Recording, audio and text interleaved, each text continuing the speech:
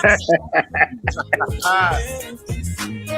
show mistake. Got some big booty women. Down in Texas, got some big booty women. All right. Louisiana, got some Hey, welcome everyone. Ooh, we got something behind you. Welcome everyone. This is Studio W, the Buzz, your global radio network. We circle this thing 24 hours a day, 7 days a week, with some of the finest programs you can find anywhere around the world. And now it's time for the Studio W Sports page. Oh, I see James Sparrow. Hey, James.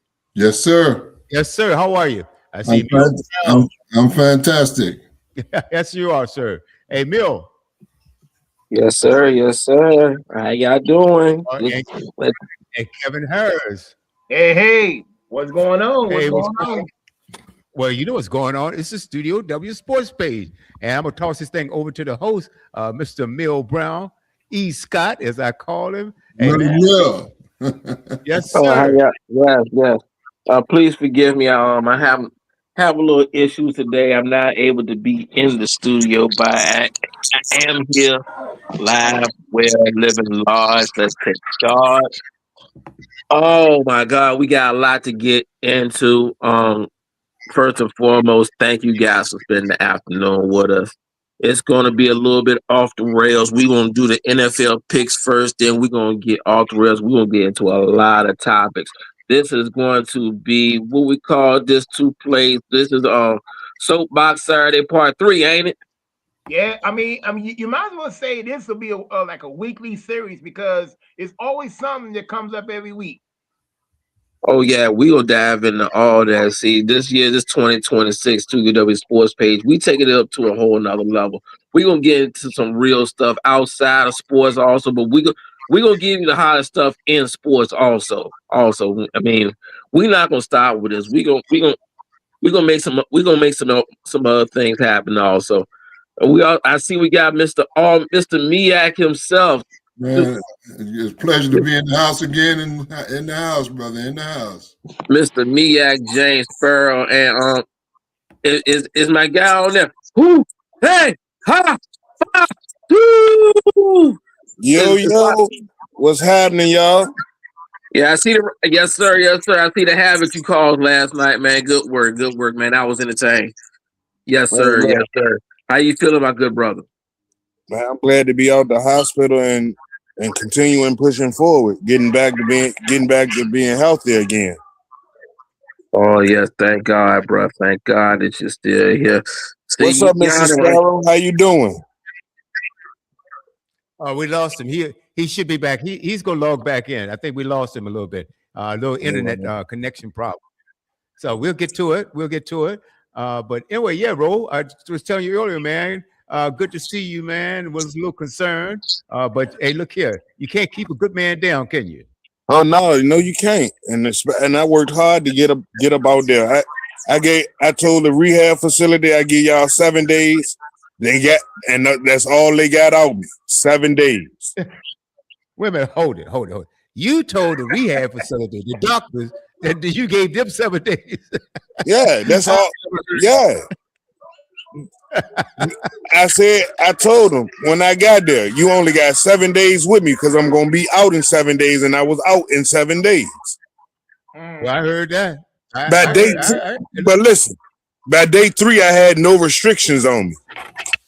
All right, no restriction. No restriction. I see. Hey, James, you back? I'm back. Yeah, I'm back.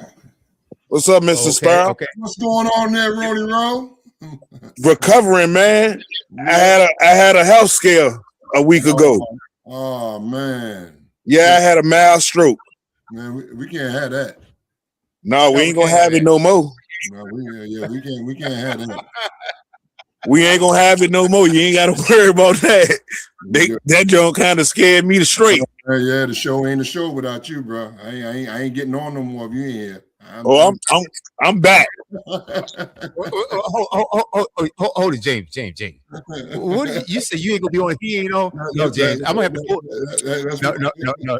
James. That's my roadie, man. I'll pull the G card on you. I'm gonna have to leave you on that. Hey, Mill, do I sense some jealousy? I'm gonna have to leave you on that one, bro. Can't let him take. WB, I never took you for the jealous type. I walked too many burning sands for this G, man. I can't. You know what I mean? Come on, WB. I never took you for the jealous type to put me out to pull some type of trump card. If my brother's going to do, I'll pull it in a minute. My brother going to deflect on me. No, I'll pull the G card on. Yeah, I can't have you. I just want to let y'all know that my mic was muted. That's want to let y'all know my mic was muted. I tried to see my dad. My dad has a hard time adjusting to reality sometimes. Oh, he does. He does, because this is not nothing new. This is still a shock to him. I told him day one, I was like, you know what, out of all of us, you know, Mr. Sparrow's, you know, kind of grown closer to Roma than the rest of us. No. Day one. I ain't having it. That happened. He still has not gotten over that. Oh my God, that's No, too you have to funny. understand who introduced the bird to you guys. Now That's too funny. That's too Right. funny. Yeah, you did do that, but hey, you can't have the connections, baby. You can't have the connection. Now, guys, come on now. It's the bird. You know what I'm saying? It's the bird and the werewolf. You can't have the connection.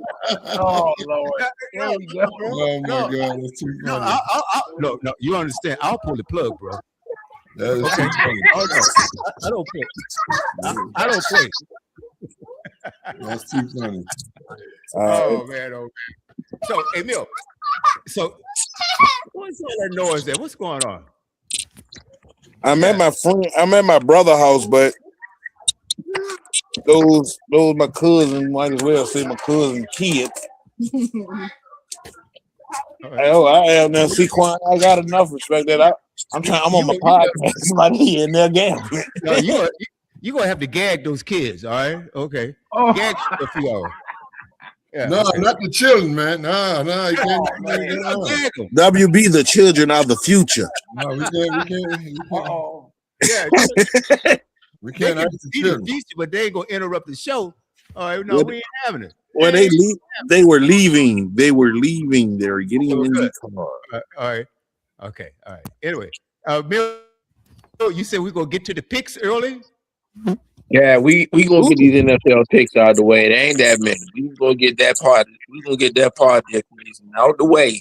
Well, Kevin, you already know my picks. It seemed like you stole my picks. No, not really. Okay. No, I didn't have the same pick you did this time. So Kevin, you only took one home team. I took all the road teams. we're about to go over them now. So All right, let's do that. I'm getting a little feedback here. Let me see whose mic it is.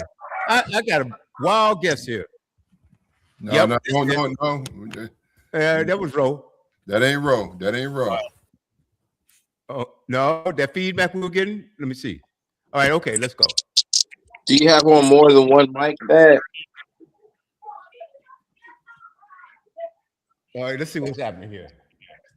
All right, no, it ain't here. If you got on more than one mic, then that probably might be it. Oh, could be. All right, guys, let's see what we got. Well, we're gonna start. We're gonna kick this. Cam, what pick do we have? The Denver Broncos going to Buffalo. We got the Bills and the Broncos at 4:30. Yeah. Okay. All right. Well, so I got the Broncos. I got Denver in this one. I got Denver. Who you got? Who you got, James? I got Denver, man. Okay, Ro. Let's see. Who you got, Ro? I got Buffalo. Okay. And I'm gonna say this. I'm going with Buffalo because I know Denver got a hard equipped defense. Oh, absolutely. But it's something about Josh Allen right now. He showed me something last week against Jacksonville And I'm telling you now, if you don't stop him or James Cook running the ball, and you lead them tight ends, they gonna eat on them. Okay, that's a big if. No, ain't no big if because he ain't got no receivers, and he has relied heavily on them tight ends, and them tight ends have done what they needed to do. That's a big if with that Denver. And no lead is safe against Buffalo in the fourth quarter. They are the highest scoring this fourth quarter team in the NFL this year. Okay. So nothing. If you're gonna put Buffalo out, you got 3 quarters to do it.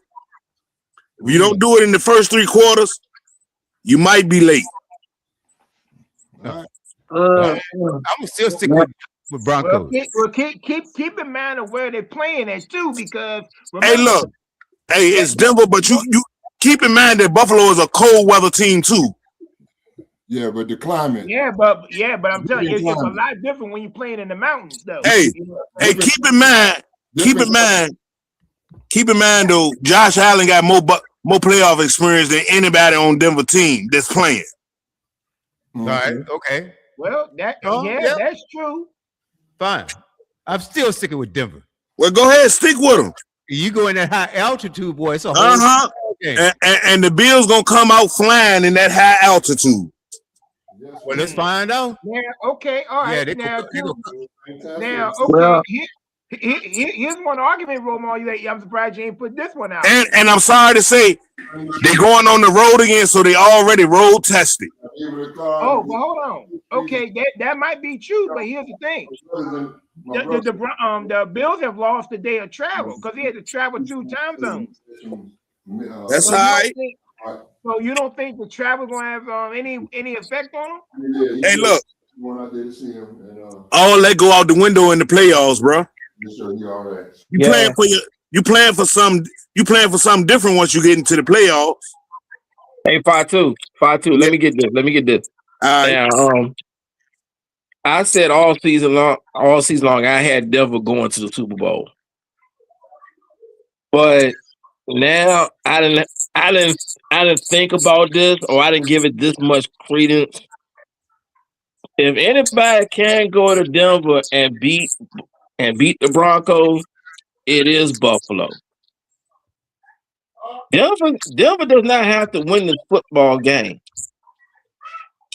Josh Allen does. He has no choice. He has to win this game. In the playoffs where there's no Mahomes, there's no Joe Burrow, there's no Lamar Jackson, there is nobody else in his way. There's no Mike Tomlin for him. Nope, none of that. No, I don't care where they're playing at. Josh Allen has to win this football game. So one thing I didn't post earlier was crossovers are imminent. So I had the Broncos. I'm crossing over to the Bills. Josh Allen has to win the game. Really? All right. Yeah. Okay. So just remember what I kept telling you about them crossovers. Hey, look, man. It depends on the crossovers how I lose. I'm not gambling with the crossovers. This is logic. Home cooking don't mean. Hey, home field advantage don't mean nothing in the playoffs. We ain't talking about money. Money is never in our equation on this one. But remember, your history of crossovers don't usually work, Mel. Home field advantage is out the window in the playoffs. I'm trying to tell you that. Now, see, look. That's also remember they're 10 points each this time. So this is make or break for a couple of people. Yeah. So because right now the WB is up by I think it's 17 at the moment going into the day, and you got all and the picks I'm seeing you got all the ones on the road. Yeah. So I believe in every team that's going on the road. Yep. So, and every team that's on the road is the underdog, I presume, right? All but one. And if anybody foolish enough to think that Caleb Williams gonna beat Matthew Stafford you need to go check yourself into the rehabilitation center that I was in. Well, I got a little stat on that too. I'm gonna tell you in a minute. But now I will say the one thing that the Broncos cannot, have any slow starts, and you have to keep in mind they got flagged for the most DPIs this season with 20. So Denver can get caught on the defensive end. They can get caught. Even though, did you see what Josh Allen did to Jacksonville? And Jacksonville has a great defense this year. Did you see what that man? Did you see what he did to them? And which is why I picked them last week, because I knew Jacksonville ain't that great to me when it comes to playoff time. Denver ain't that great to me. So, hey Mill, hold on. Won't Denver a first round exit last year? Hey Mill, check your the private chat. Let's see. Yeah. Okay. Yeah, I was getting some. It's gone away right now. But you know what? I'm sticking with Denver because that high altitude will affects a whole lot of teams. Let's see. Did we lose Roma? We lost Roma. Now I'm gonna stick with that. And so, what am I? I'm in 5th place right now, Kevin. Yeah, I believe so. Yeah. I'm gonna check it real quick. Okay. Hold on. Let's get Roma back in here. I'm back. Let's get Roma back. Okay. All right. Yeah. Okay. So Roma, well, I was saying that you can't play around with that high altitude. I understand all that, WB, but when you got a team that's pretty much Buffalo's been battle tested all year. Okay. You don't go 12-5 in your division being the second best team when you're really the best team in that division. Okay. And without being battle tested. I mean, they won just as many home games as they did road games. They didn't went on the road and won a lot of games. All right. Remember they went to Foxborough and was down 21 donut in the 4th quarter and killed New England. Yeah, I got it. But now, how about Denver? What's Denver's record this year? They what? 13-4. Okay then. Hey, look. So them records don't mean nothing when the playoffs. Everybody record in the playoffs is 0-0. Well, yeah. Well, you're exactly right about that too. Yeah, and Denver ain't played it. Denver ain't played football in 2 weeks. Buffalo has. Okay. Yeah. That doesn't matter. Yeah, that being number one in that back, it can either help you or it can break you. You can't for 2 weeks simulate game speed or a game, and think that you're gonna be prepared for the other team because you simulating. Okay, well we're gonna find out. So apparently he thinks that Denver's rusty. They ain't as good as their record says. Let's be for real. They barely beat us with a backup quarterback. And come on now. Yeah, and it's a new season. And they barely beat a depleted Commanders team with Marcus Mariota at quarterback. That's all right. They're still 13 and 13 and guess what? And they're gonna go home 13-5. They rested players too. Don't forget that. We're gonna find out. We're gonna find out. All right. Hey, we got the boxing guru here. Hey, Mark, what's going on, brother? We talking about that first game here today. We're talking about Denver versus Buffalo or Buffalo versus Denver. And I've got Denver. It's fine. This is Buffalo's last chance. If they ain't ever had Bro, the only one that got Buffalo. So yeah, so you know what the odds of that is. No, Mill got Buffalo with me. Mill. Yeah, Mill sweet. Yeah, he did the crossover. He did the crossover. Yeah, hey, Bill, who you got? I mean, Mill, we all I know. got Buffalo. Oh, you did the switch? Yeah, I had to go to Buffalo. Josh Allen has to win this game, bro. Yeah, I think I got to go with Buffalo. This We're is not going by have to win this game. We talking about, come on. We ain't going by that. No, Oh, that's right. That's exactly right. no, we don't go by have to win this game. Right. Hey, look, Mill, I ain't about to, don't take this as me throwing any shots or anything.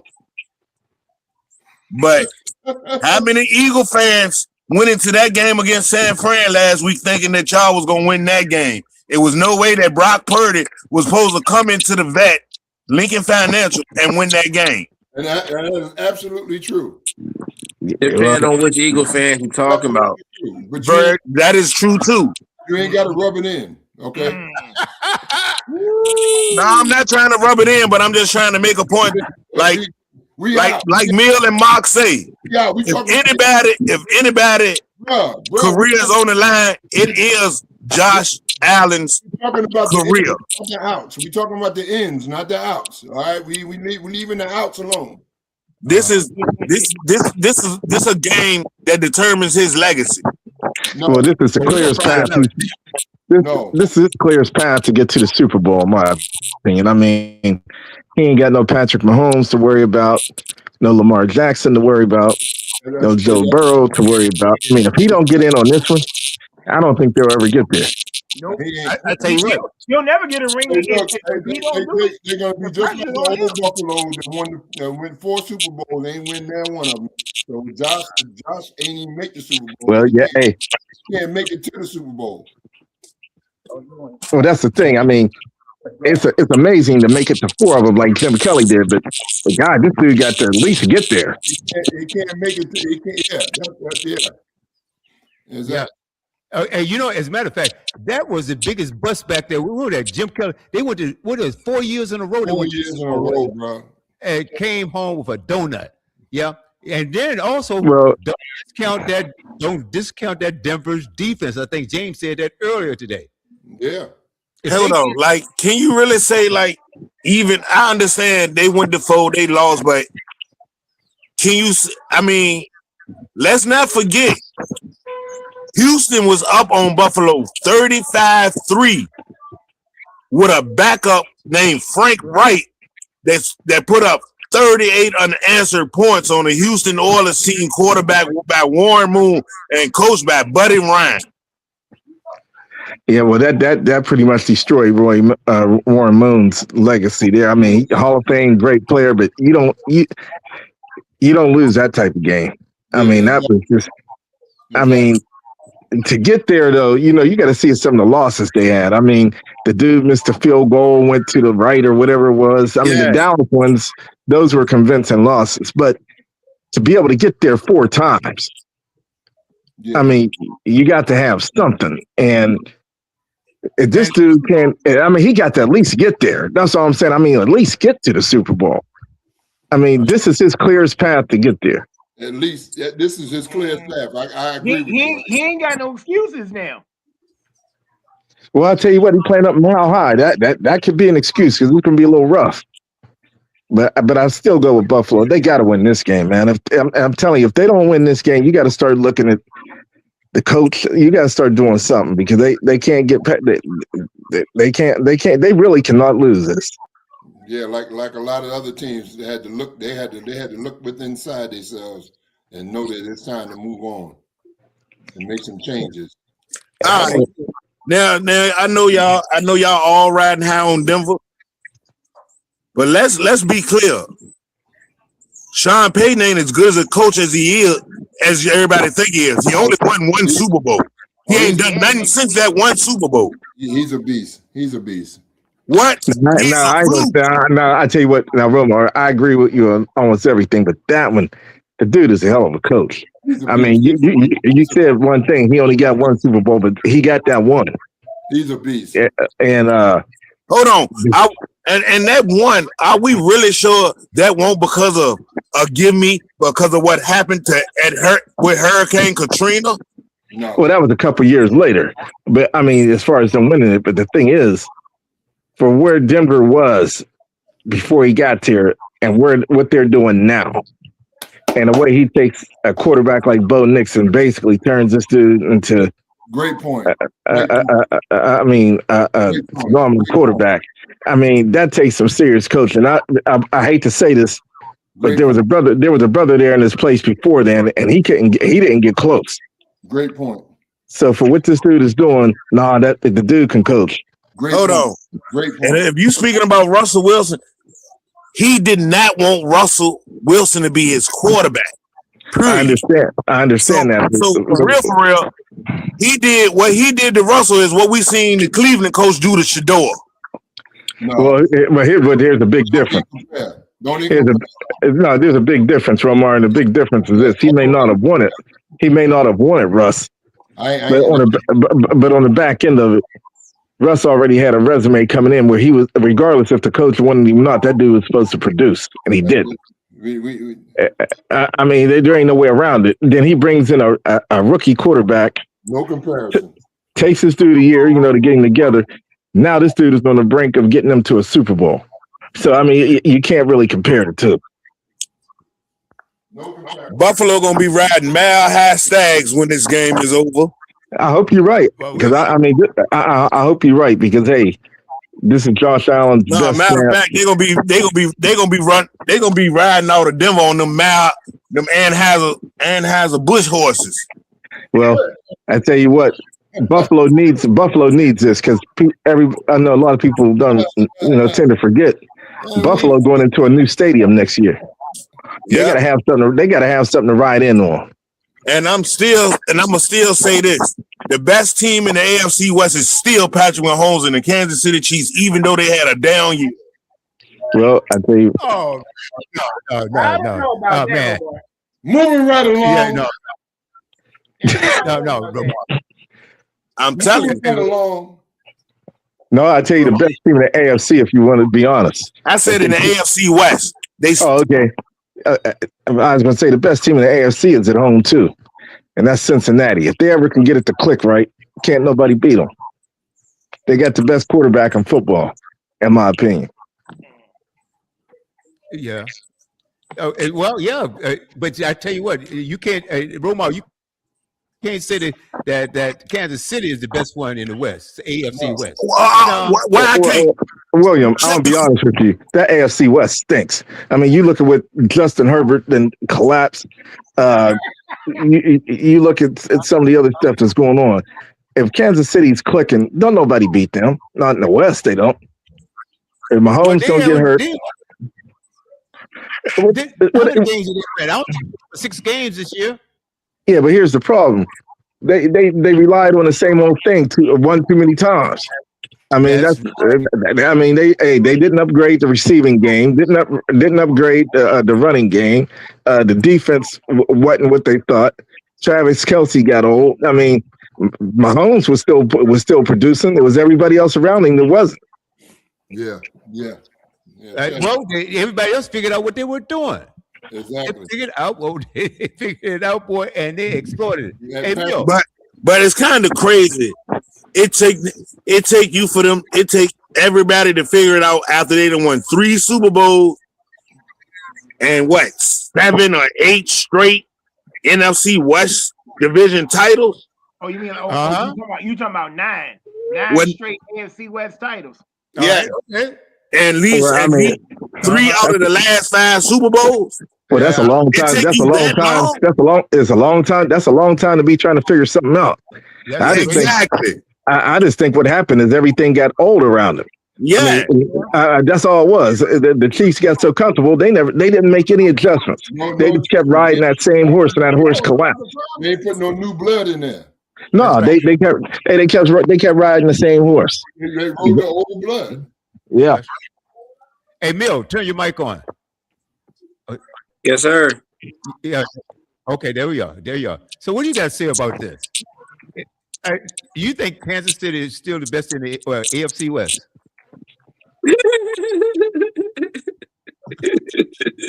Now, I don't care how many Super Bowls that they have won. No question about it. You have to give them their due, their props and stuff like that. We said 9 championships. Yeah, okay, give them that. But see, the thing about it, man. 9 straight division titles. Okay, division titles, right? Okay, but see, this is the thing about it. You keep playing the same hand, people gonna figure out what you're doing. Well, but it took why it took them so long to figure it out?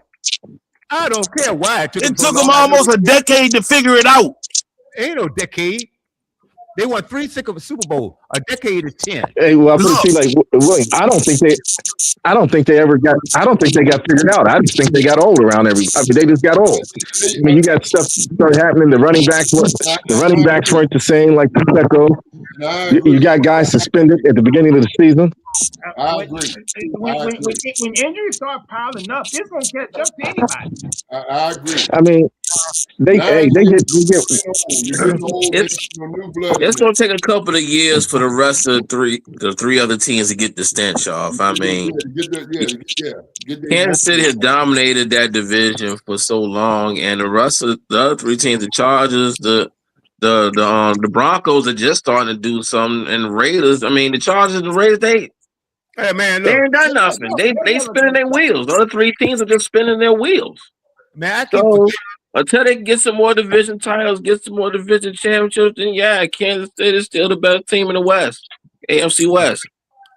All right, okay. Can't judge us off of one season. Well, guess what? See, I might be a little biased because I don't like Kansas City. You don't like nobody. Yeah, well, that's true too. Okay, all right, okay. I don't like no team.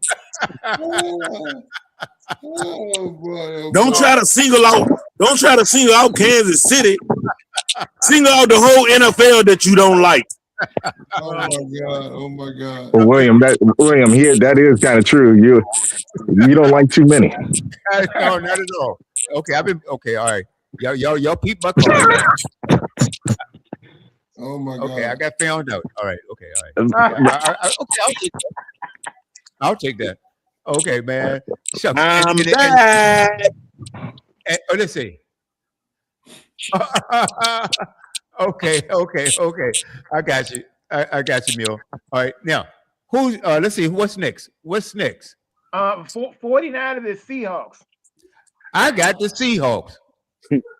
Hold on, Dad. Hold on 1 second. Before we get into this Roma. Yes. You said you talked about how we was gonna throw the block part and everything. It's gonna be a Brock Purdy block party again. What? Okay. Since you want to say that, acknowledge this other thing. When did I tell you we were going to lose that game? After y'all lost to us in the final game. No, before that. Well, yeah, you probably told me this in September. Thank you. Thank you. So yeah. Okay, you continue now. So you called this 4 months earlier? He did. Listen, Mill called out, even though that our commander season was terrible, he called the split with us. He called the split between us.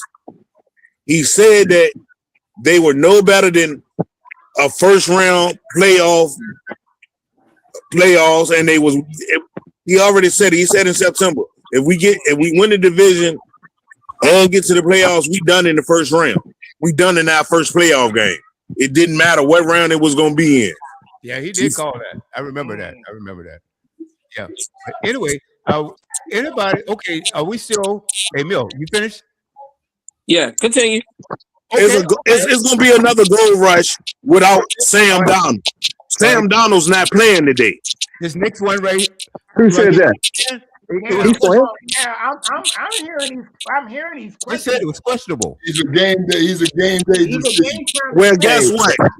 I'm calling this shot right now. By the second quarter, you're going to start seeing Andrew Locke. Let me tell you something.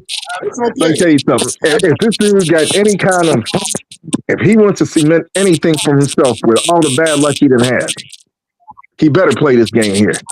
Like they said, they finished being the best team in the NFC.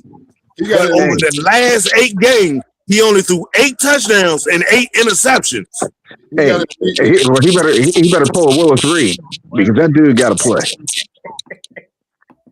Now, Okay, I'm gonna say. now is one thing that everybody need to remember. The game that Seattle beat San Fran for the number 1 seed, there was no Trent Williams. There is a Trent Williams today. I get Let me that. say this. I kind of disagree with Romar's take a little bit to this extent. I do not believe it's going to be a Brock party. This is the Rob Saleh revenge tour. The way this man has that defense going with a bunch of nobodies, he's gonna put his stamp on this game, and no matter who's at quarterback, he is sick in the dogs on. Hey man, he's doing a phenomenal job. I mean, now he's at the top of the list of a lot of these head coaching jobs. I don't think we should do it. He's better off being a coordinator. But this dude he's doing some phenomenal work. No matter who the Seahawks got at quarterback, the house is coming after him. So Give me the Niners. I'm guessing just Travis. I'm taking the Seahawks still. I'm going with the Seahawks today. I got Seahawks. Okay, Seattle. Now, they still had the best record in the league, right? Yeah. Yep. Oh, yeah. And they didn't get there by accident. So I'm going with the Seahawks. And I don't think the When they Seahawks- send that house, it ain't gonna be an accident either. Well, I mean, keep in mind them. You got I'm telling you, he's sick in the dogs on him. Kittle's not playing either. All right, we're going to see. Fred Hey, Warner's out. James, who you got? I got Seattle. Ain't no way in the world you're gonna beat Seattle. All right. And, Yeah, remember, yeah. and you got the 12th man too. Right. Remember that. Okay. Mark, who you got in this one? Mark. I'm going with Seattle on this game. All right. Okay. Moving right along. So that's it, man. It's gonna be a party here tonight. Well, you know what? I always say this about Seattle. You got to go up there to play. It takes a lot out of you. I don't know what the weather is like up there today, but that flight takes a lot out of you going there. I mean, I know the 49ers might be used to it,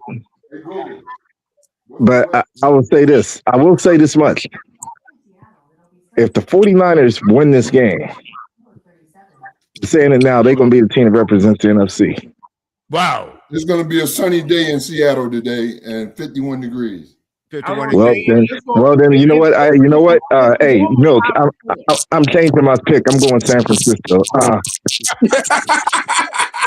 Okay. I'm going to stick with Hold Seattle. on. So Mark is going to cross over. This is the Rob Saleh revenge tour. Yeah, I got to go with Seattle. San Francisco. San Francisco. Hey, you got to do. Hey, Chubb, you got to do that. You don't know how long he's going to be able to throw the ball, if he can throw it at all. The weather ain't working out for him, and you got a dude that's called a defensive coordinator that's got. I mean, he's called up a dude that ain't played. I ain't seen Eric Kendricks in about 5 years. They got this dude playing middle linebacker. Hey, Mill. Yeah. I understand what you're saying is the defensive coordinator revenge tour. Yes, he's done a fantastic job with putting bits and pieces together to make it work. But when you get Trent Williams back and you got a depleted wide receiving core and you don't know which one of them gonna show up and have a great game. Next man up. That's facts. That's facts. No, that's a fact. Every week, Pearsall out or this dude is out. You don't know who's showing up. But having now they had a question. They went to Philly with a questionable Trent Williams and won. This week they got a fully healthy Trent Williams going to Seattle. And remember, they put up 42 on Seattle in Seattle. He ain't fully healthy. Let's not kid ourselves though. Let's not kid ourselves. He ain't fully healthy. Yeah, he's healthy, a little bit healthier than what he was last week. Now, He healthy enough to play. You just don't recover from hamstring injuries like that. Nah, bro, that's a month-long process. Somebody lying. You 100% somebody lying. I'm calling it 100% because you're able to go out there and play. It ain't bothering them that much unless they shooting them up with that juice. Yeah, they'll shoot him up. They shooting him up with that, I guarantee you. He getting some of that juice, bro. So there ain't no way around that. Yeah. You better believe that. You better believe that. Well, I'm still sticking with Seattle. Like, yeah, because I have, you ain't never seen a Seahawk, but you gonna find out what one look like when they dead today. Well, look, I was, believe it or not, the last team I had was the Seattle Seahawks, and I just stopped. I see why you don't like no teams in the NFL. You like that one. Well, Romar, he was liking that squad when they had beast mode and all that going on. So he liked it when they had Steve Largent. He ain't like that play since the Super Bowl. No, ever since they got ripped off they screwed themselves in that Super Bowl. William been good. Oh, you ain't like them. Oh, so you ain't like them when they was in the AFC. I like them. Nah. I like all the way up to when they lost until they lost that game when Pete Carroll. Now I know I'm gonna get some blowback on this. I said Pete Carroll blew that game. You guys said Russell Wilson had the chance to call it audible or he did. But it's Pete Carroll because he called the wrong play. No, but Russell Wilson's instead of being a company guy, he should have changed that play at the line of scrimmage. Absolutely. Man, you give the ball to beast mode. So I've been upset about that ever since then. What, we're going 12 years now? Hey, let me ask you this. You see how the coaching carousel going around? Oh, man. I ain't seen a black coach's name come up yet. Who's name?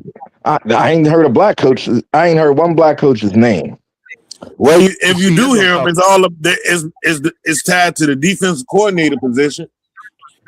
See, that's ridiculous. It is crazy. And let's see. And one of those brothers. Now, who is it that got that Giants coaching job? Ooh, Harbaugh. It was like, man, look. The ink on the paper when they fired him, the ink on the paper hadn't even gotten dry yet. And well, he didn't put the ink on the paper with the Giants yet. They still working out some kinks, but he's gonna be there. He's gonna be there, coach. Here's the deal. See, they supposed to have that Rooney Rule in place. They didn't ignore that rule because I ain't heard nobody else interviewing for that job. Period. Which they weren't. I mean, they weren't. It's obvious that a black wasn't getting that job. It's almost like it was in the making. Yeah, they forgot all about the Rooney Rule, didn't they? Oh, well, they didn't ignore that. That's why Brian Flores got that lawsuit, and he realistically, I ain't saying the Giants job. To be honest, I wouldn't want that job, but he deserves a job. Oh, we done already requested to try to interview him for our opening.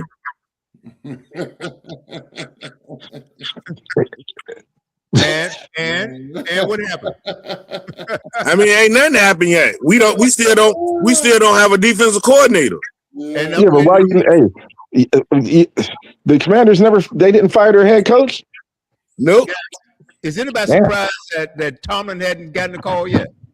He said he's gonna take a year off and do the and enjoy life for a year. And rightfully so. His wife done basically told him, "You take a year off, bro." He needs it. He needs it. I mean, we either looking at Brian Flores. We done requested an interview with him. He needs Raheem Morris. We did hire Doug Williams' son to be our new quarterback coach. Oh, really? Yeah. Yeah. Wow. But see, but you know what people don't realize with Mike Tomlin, nobody believes this. I grew up back there. That is the hardest head coaching job in the NFL. Pittsburgh. I'm telling you now. I agree. That is the hardest coaching job in football. For that, I mean, the fans there, the people there in Pittsburgh, people don't realize the history. You done had a lot of black players that's done great things in that city. That's brought them Super Bowls, et cetera, et cetera. That is not a black-friendly town. And for that brother to go in there for 20 years, whatever it was, and to do what he did, hey, that's the hardest coaching job because everybody was against him. Everybody was against him. Oh, yeah. And every time Pittsburgh lose 2 games in a row, they look at everybody talking about firing. So I imagine for 1 year, he want to be able to take 1 year just to say, ain't nobody threatening to fire me. I'm relaxing. I'm doing it. He went out his way.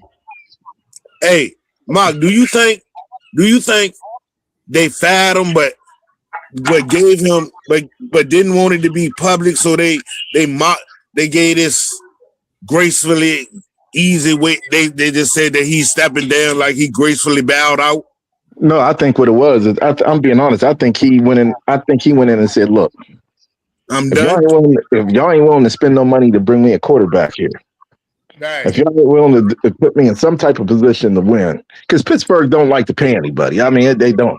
Oh, yeah, they cheat. think, and see, this is the whole thing that people tend to forget. And this is a history of it. And this is why growing up 40 minutes from there, I never cheered for him. Anytime they've had a great black athlete, Franco Harris was 300 yards away from breaking Jim Brown's record. They didn't want to pay him, send him to Seattle. I mean, anytime it comes time for any African American that has done great things in that city, as an athlete, towards the end of the road, they always get done wrong. And I'm pretty sure Mike Tomlin went in there and said, "I can't win with this mess y'all got up here. So either we spend some money or I'm out." Well, they don't spend money there. So he said, "I'm out." I don't think they fired him. And Pittsburgh don't. In my lifetime, I've only known the 3 coaches in Pittsburgh. They say there was 4, maybe one before Chuck Noll. They don't fire you. ain't no getting fired. But they ain't paying out top money to anybody either. So whoever gets that job, good luck to them. All right, so y'all know the overall total of coaches that Pittsburgh has had, because this was a debate on Facebook. So okay, hold on. See, since 1968, it's only been 3. It's only been 3. So, yeah. Since 1968, it's only been 3. You're talking damn near 60 years. Yes, but in franchise history, the total number of head coaches in franchise history, I don't know, probably 16. 16. It's 16. Well, everybody was getting fired until Chuck Noll got there, then I guess. Yeah. You remember, I mean, Pittsburgh been around since the 1930s. Like I said, everybody must have got fired until Chuck Noll came. I'm about to say, because none of us was alive at the time. Yeah. Facts. I'm not disagreeing that. I mean, but we talk about if you want to call coaches, let's talk head coaches. This was a debate I had with you the other day. We talking about it should have been worded head coaches. You know what I'm saying? So even still, the answer still would have been 16. Yeah, but hey, no, you gotta remember Art Rooney. The way he got the Pittsburgh Steelers is he won. He beat whoever the other dude was that owned them in a card game. So I mean, that's how it should have been worded. Only the Roonies have had 3 coaches. It's only since 1969 or 1968. Since then, it's only been 3. Still highly impressive. Prior record is never going to be broken. But that's how the question should have been worded. When you talk about franchise history, which going back to the 1930s. Well, since his owner had them, then yes, it would have been 3, about to be 4. Well, like I said, if it's been since the 30s, then they didn't have 16 coaches. I mean, your lifespan at that time was about a year and a half, and you was out of there. So, look, a lot of things weren't even invented yet. Google wasn't invented. Well, Google had the answer. Google had the answer. Hey, where we are with these picks, man? When invented then. Right. Hey, James, Hey, what? James Sparrow just sent me a picture, 4 pictures of him with his day with the Steelers. Hey, James, who is that you're with? That is Franco Harris, Jerome Bettis, Yep. The bus. Ronnie Lott, and Hines Ward. Hines Ward. Yep. You said Ronnie Lott. Yeah, the Mel Blunt. I'm sorry. Oh, Mel Blunt. Okay. Yeah. Hey, if you ever meet that dude in person, I'm sure that's an intimidating looking brother. Yo, these dudes, man, are like I was at a gala with them, man, and you know, the Steel Curtain and all of them. Yo, they are the hell of a personalities, bro. Wow. Hey, when was this? Go ahead, William. No, I was asking James. When was this taken? This was taken. When was this taken, bro? What's this? 26 and 2024. Oh man. Okay. Very cool. All right. So now, are we done with the games for today? We're done with the games for today and tomorrow. No. For today. All right. So tomorrow we got the show Texas and Patriots. You know, I'm going out on a limb here. I'm going all the way out on a limb, and I'm taking the Texans. I know they're playing in New England. That's not going out on the limb. No, the only thing I'm worried about. The only thing I'm worried about with the Texans, their best receiver is out. Yeah. Oh man. And CJ Stroud got to be better. He's got to do better with carrying the ball. He's got to do better. I don't know. Hey, you know what? I tell you what. Nobody believes this. That dude has not really been that great to me since his rookie year. Who that? CJ Stroud. I don't trust him at all. I mean, he was getting, I'm going to be honest, he was getting shook up there in Pittsburgh for a minute. He must have had 4 or 5 fumbles. I'm like, what's going on with this cat? I don't know. I mean, he put the ball on the ground. I don't know, man. He looks suspect. I don't trust him. I don't trust CJ Stroud, and they got to go to Foxborough. No.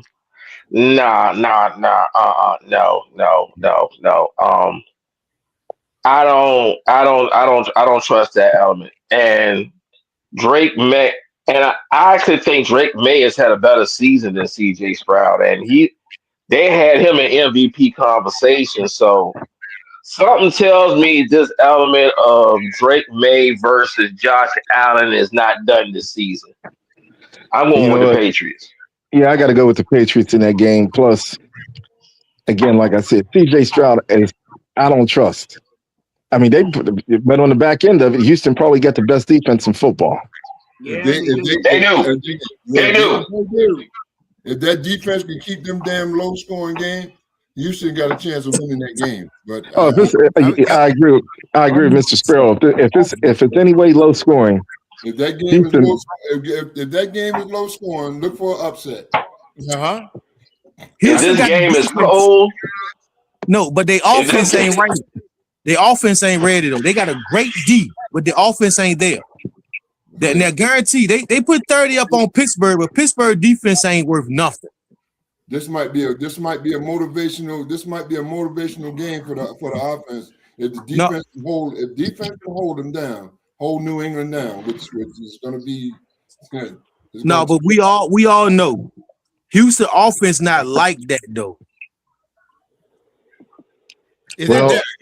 No, it isn't, brother.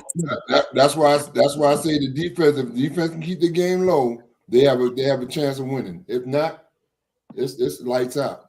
Yeah. That's what I'm thinking. It's lights out.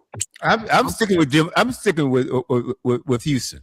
I'm saying I'm going Houston, but if you think about it, the second half of this season, Houston had pretty much been the best team in the AFC. And keep in mind, they on a 10-game winning streak. I'll tell you what. If I want to be selfish with it, 6 to winning their division. And again, it's because of that damn defense they got, bro. They 12-5 or something like that. Everybody else been winning too. They pumped. Everybody in the playoffs been winning too. But Well, you know what? I tell you what, the selfish side of me is saying I want Houston to win because if they did win, and if Buffalo wins, the AFC Championship game would be back here in Houston, where I could get a ticket to that game. So yeah, that part will. I ain't mad at you, Mark. I ain't mad at you, Mark. Save your money. Houston not going. You save your money. I got Houston going up there in Foxborough upsetting Drake May. Yep. Nah, you know what? I thought that dude with Drake may have been a lot of hype, but now that I didn't got to see him a few times, man, he's a bad dude. I'm going to go with New England in this game. Yeah. Hey, James, I got Houston. You got Houston too, right? And Roma. Isn't it snowing in Foxborough? I ain't going against. Hey, look, they playing in Foxborough, but it ain't Tom Brady and his magic. Yeah, Mill, who you They got? gotta face a real scary, hungry Houston defense. All right, Mark got New England, and who you got? And that Patriots defense ain't bad either. Yeah, but the one thing that New England got in their favor, they don't have to deal with Nico Collins today. He's out. Yeah, he's out with a concussion. So I'm strongly relying with my pick on Houston defense. Hey, but let me tell you something, Romar. They got this dude named Higgins. Remember that name? Jaden Higgins. Whatever his name is. And Noel too. He's also on there. Yeah, don't forget about him. Don't sleep on him. Yeah. I agree with you on that one. That wide receiver core is deeper than most people think it is. And the other thing that's weird, how we talk about coaches and getting credit, ain't nobody giving his brother DeMeco Ryans no credit at all. Nope. And you want to know why, Mark? Because keep in mind, everybody they waiting for him to lose. No, because not the way it started. They started 0-3, and they were calling for his job then. But hey, living here, I'm gonna be honest with you. It must have been the rest of the media because wasn't nobody calling for his job down here. They knew eventually he was gonna kick it in place. Yeah, which he did. He got them riled up, man. They've been on the roll, and CJ Stroud got hurt for a time, and then you had the back David Smiles, and he won all 3 games he subbed him for. I hate to say this, but I'll be honest with you, that might have been the only talk down here. They was like, "Why take this dude out?" I'm telling you, nobody. I hate to say they don't trust this. They don't trust CJ. And William. He from Upland, so I root for him. Went to Ohio State, root for him. But hey, man, this dude gets rattled. He does. Yeah, and that's 2 plates. Who you got? Issue too. 2 plates. Who you got? I got Texans. All right. Yeah, it's okay. All right. Okay, let's move right along. And the next game. You got the Rams at the Bears.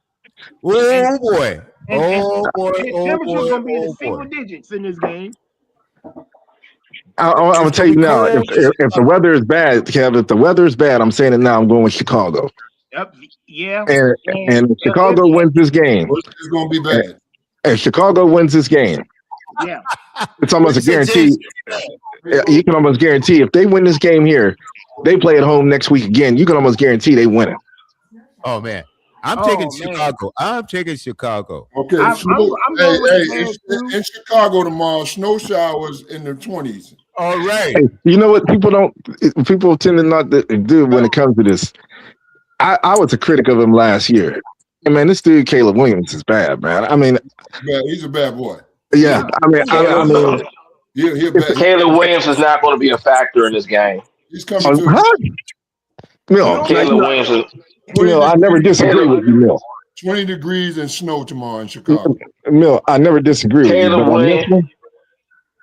Caleb Williams is not going to be a factor in this game. Explain on the Rams are not going to be able to tackle the Bears in the snow.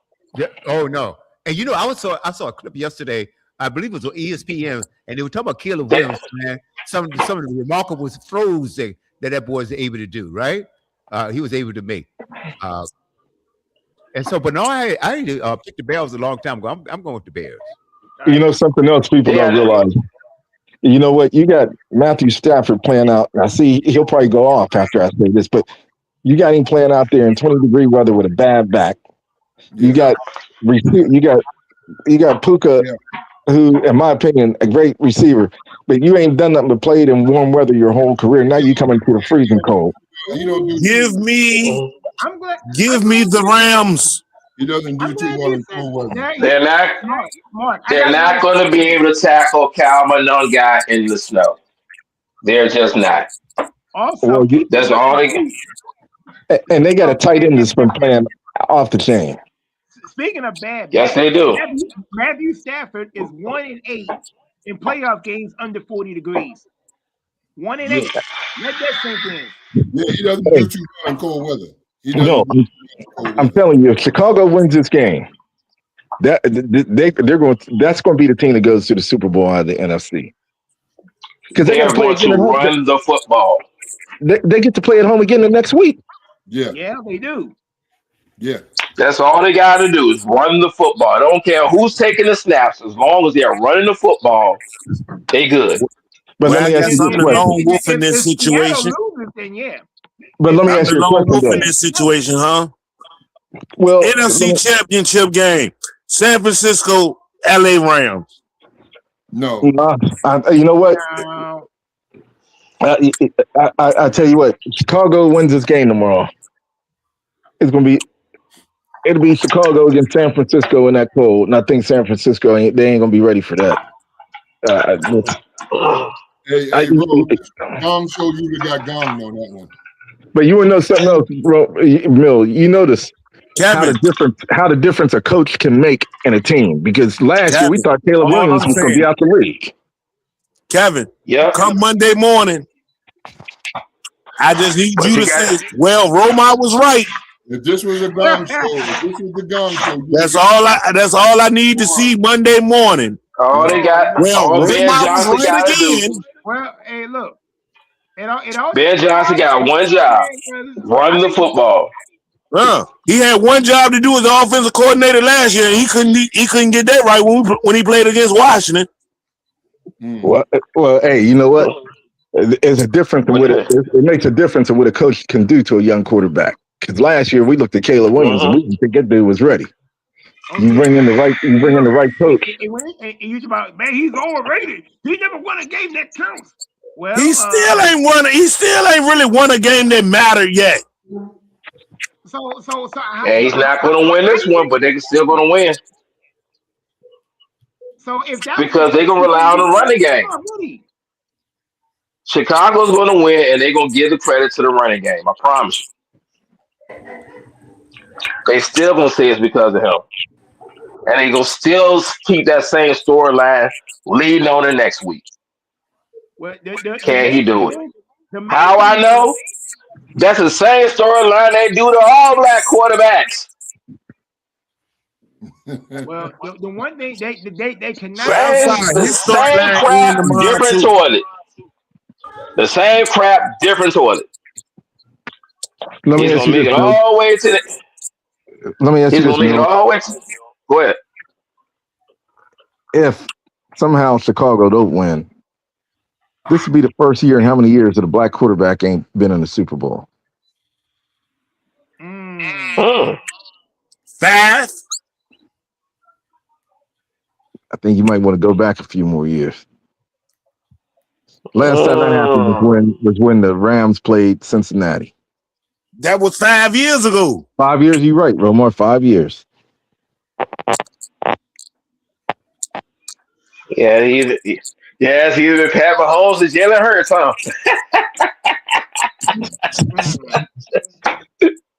Oh my God!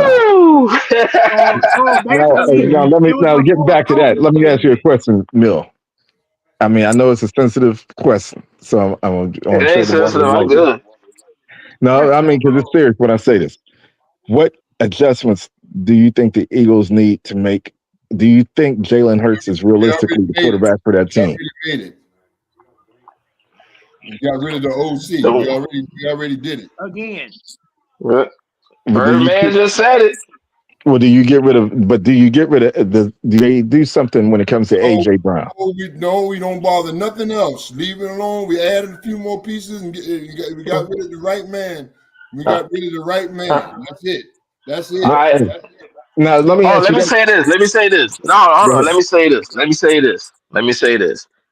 I looked at the numbers because I've always said, you know, when it comes to trading AJ Brown right now, the way his contract is structured, We can't get rid of AJ. Leave him there. We need that controversy. Leave him right actually, there. Birdman, I'm sorry, but we can. He's a problem We child. can't. He's a problem child, but he need him. But check this out. It's not an easy trade at all. It's gonna be a scenario. All right, hear me out. The only way we trade AJ Brown right now is a scenario like we trade AJ Brown for Justin Jefferson. No, bro, we can't. We gotta have him. No, bro. I know. I understand that. I understand that. Trust me. I'm on your side on that. I understand that. We got rid of the right person. But we got rid of the we right have to. person. It should have been earlier, but we got rid of the right person. Now that's a second. That's the second part. Hold on. That's the second part. Let me get to the second part. Now we did get rid of the problem. He's still a part of the Eagles. He's still gonna be part of the staff somehow, some way, whatever. But he's not going to be the one calling the plays. Great. He's not going to be the offensive coordinator. We are going to bring in an experienced guy to steer that ship. Now, y'all got to understand one thing. This was our down year. This is our down year. Remember, we go up and down like that. You know, we make it to the Super Bowl, first round exit. Made it to the Super Bowl, first round exit. What do you think is going to happen next year when we have the experienced guy to know how to call the plays and design these guys to be open? Now, did AJ Brown request a trade? Yeah. What, a second round exit next year? As long as he drag y'all asses, I don't care. But we would get to that. We get to you know, have an experienced coordinator. This could take off now. Exactly. We could have Brian Daboll. We could have Mike McDaniel. Me personally, I want Mike McCarthy, but he's not even on the radar. He's not even on the radar. But even though AJ Brown requested this trade, that don't mean it's going to happen. And that don't mean bringing in the right OC will fix all of this. Just stay tuned. Just stay tuned. We gonna hire the right guy, and he's going to fix all of this. And then you're gonna have to deal with us next season because Howard was already at work. I don't know about your GM. My guy already at work. He had no choice but to. Ski mask season has begun already. So while y'all want to throw out the AJ Brown trade rumors, just remember, our guy don't get hosed. So if he does, just imagine what we get in return. Just keep that in mind. What? A new pair of shoes. Our GM ain't your GM. Okay. All right. That's why when Jalen Hurts in the lineup has been BTA. Because our GM is just better than your GM. If y'all trade AJ Brown, a whole new library of books. He ain't going nowhere, man. No, he ain't going nowhere. We collecting trophies over here. Y'all just collecting memories. Oh, Lord. And scandals. And things of that nature. Ooh, well, we ain't got no scandals in DC. Y'all ain't know what y'all want to call yourselves. Y'all still want to call yourselves the Redskins. Y'all still want to sue each other for it. So I don't know. Yeah. And we live 2 hours away from the stadium. There's more Cowboy fans than it is Redskins fans and Commander fans and football team fans. So I don't know, bro. Ooh. Hey, look, I honestly don't know. You ain't gonna let that go, huh? I ain't got nothing to do with who somebody like in the state of Virginia. You like who you want to like. That's that's your own free will to like who you want to like. I ain't the one putting the gun in nobody's head and saying that you from Virginia, you gotta like the Commanders or whoever else. Obviously. Honestly, I don't care. Honestly, you more worried about it being more Dallas fans or anybody other fans in the state of Virginia than I am. Yeah. It's y'all city. Y'all let them take it over. I ain't never gave it no thought and don't care. Y'all keep letting folks take over your territory. So hey, that's on y'all. Hey, look, that ain't on me or nothing else. I could care less about who anybody like. I know who I like. That's the only thing that matters to me. So don't bring everybody else in it. I know. I'm a Commander. I'm a Redskin fan. Whatever. I'm a Washington fan. I don't care about who nobody else like. You sure you can talk more about the Chiefs and Pat Mahomes than you do the Commanders? You sure about that? What? Yeah, I'm sure I'm a Commander fan. Yeah, and I like Patrick Mahomes. You can't hold nothing against me about who my favorite quarterback is. Even if I love my quarterback, I like Patrick Mahomes better. He different. Might as well be a Chiefs fan. You're gonna be on. No, I might as well be the Commander fan that I am and like another player. Amen. Let's get that one right. Okay, we'll see. You can speak for yourself. The rest of you guys, I don't know about them. I ain't the one that switch up on my team when it's a game that let's not do that. Yeah. Oh, here we go. Yeah, I don't know. Where is Mr. Galloway at anyway? Is he all right? You ain't got there yet? All right, so that concludes our NFL picks, right? We got all the ones out the way. So we gonna kick this thing into another gear. It's 412. I got my guys on here, Mr. Almiak, Mr. James Sparrow, Mark Daniels, the Boxing Gurus with us. I have 2 plates and 5-2 with me. That WB is holding it down in the studio.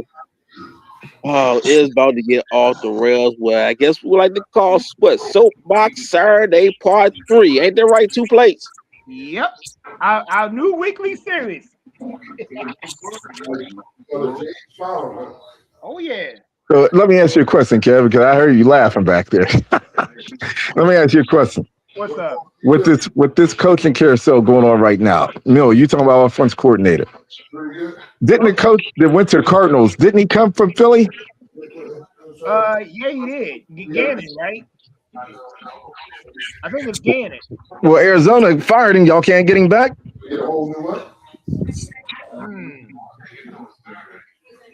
That's interesting. Hold on 1 second. Oh yeah. I can't. My headset dropped. Oh, and Harbaugh has agreed to be the coach, so it is official. Yeah, he got a 5-year deal. Yeah. What you guys saying? John Harbaugh got a 5-year deal. It's official now. So 200 million. What? Now. How much is it worth? Well, they gave him $200 million. Yeah, well, like 5 years, 200 million. No, hold up. I didn't see that. I didn't see that part either. Well, at least I didn't see they posted on it.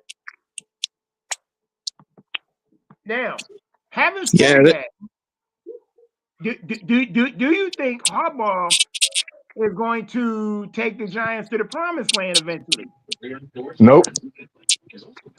You don't. Okay, it's fair. You know the best job out there that I think of they keep thinking the Baltimore job. I really think the best job right now would be the Atlanta Falcons. I was wondering about that too. I was gonna say either Atlanta or Miami. Because Miami got to get another quarterback. Yeah. But let's look at Atlanta. Who about to be the New York Jets quarterback? Huh? Who about to be the quarterback of the New York Jets? Tua. Yep. Yeah, that might be the best place for him. Because if he play terrible, they play terrible. They can be terrible together. and he might last maybe 1 year over there. Because I'm going to say this, and I know it's hard. We talk about black coaches. And man, I don't know how Aaron Glenn got a job. Oh man. Thank you for saying that. Because of what he did in those few couple of years with Dan Quinn in Detroit. But Romar, I'm all down for the black coaches. This brother does not deserve that I understand job. what you're saying. I'm down for him too, but that's why he got the job of what he did as a defensive coordinator with over there in Detroit. Yeah, I know. I get that, but what I'm saying is, how does he still have a job? Now, to your point, they getting tired of throwing away money on coaches. They at least gonna let. I can respect them. At least let them get another year because they quick to fire a coach after 1 year. Yeah, because they got a lot of they got about 3 or 4 coaches on their payroll still, don't they? Yeah. If you outscored over 570 points for the season and you leave with no takeaways for the entire season, that right there. How do you have a job? Exactly. But you fire Harbaugh and Tomlin is stepped down. And then of course go back to previous week where all them coaches we knew was gonna get fired. Hey, all right, Kim, I understand. Look, I understand what you're saying about Harbaugh and Tomlin. Yeah. But respectfully, just wonder if Harbaugh and Tomlin say, all right, it done ran its course with Baltimore and it done ran its course in Pittsburgh. They're going to do great somewhere else. Yeah, it's time for both of them to move on. Yeah, I mean, like I said, especially Tomlin. He's 19 years tenure, man. It's time for him to go. New blood. Now, I mean, it was to me, it's almost like it's very hard for especially a black coach to hold something for 19 years. It'll take a toll on anybody for real. That's not going to happen in a lifetime. That's not ever going to happen in a lifetime. No, you would never see another black coach. You're lucky to get 5 years out of him. Oh yeah, for sure. I mean, he I would love to see him on TV. If he never coaches again, which I'm sure he probably will, but I would love to see him on TV. Or I would love to sit 3 hours, calling the game. I would love to see that. Oh, you can bet he's getting phone calls. Yeah. You can't tell me he ain't getting no phone calls. He's getting phone calls. Man. And the only one who made Pittsburgh relevant all these years. He's never had a losing record in the 19 years he served. You can't touch that. No, you cannot. And to me, I think he's one, if not the best, to me, the best coach in our generation. So I think when I made a question yesterday, I said, in my opinion, I think who had the better run between Harbaugh and Tomlin? I would say Tomlin. It's even. Both of them only 18 and 19 years. You only got 2 Super Bowls between both of them. Yeah, but here's the difference. Harbaugh didn't had a couple of losing seasons, I believe. Yeah. Yeah, he had 1 or 2. I mean, what Mike Tomlin did. See, this is part people won't bring up. It's unprecedented. You may not ever see that again. No, right. You ain't. See, again, I think he's in the hardest market for the way the fan base is, Pittsburgh's the hardest, without a doubt. Yep. Yeah, they tough, man. What this brother did was remarkable. To me, he's a Hall of Fame coach. He goes in. I mean, we speak of some great coaches out there. You're getting the Hall of Fame. They ain't won one. Yeah, he definitely going in. He's definitely going in. It's about time for Buffalo to get ready to get mounted on them Anheuser horses. Okay. Which horses? Okay, or get stampeded, or they're gonna get stampeded by their own buffalo. Oh boy, I can't wait. Yeah. Yeah, Okay. it's about to get interesting. It's about to get interesting. Okay. All right. So let's talk about the NBA for a second. Oh yeah, let's talk about Webby with his new bald head. Oh yeah. Okay. All right. And Mill favorite player booing his own fans. Oh yes. Let's talk about this one, Mill.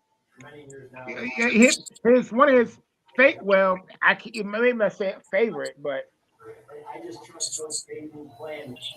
The hell y'all talking about that? Hey, how's my sound now, Dad? Milwaukee.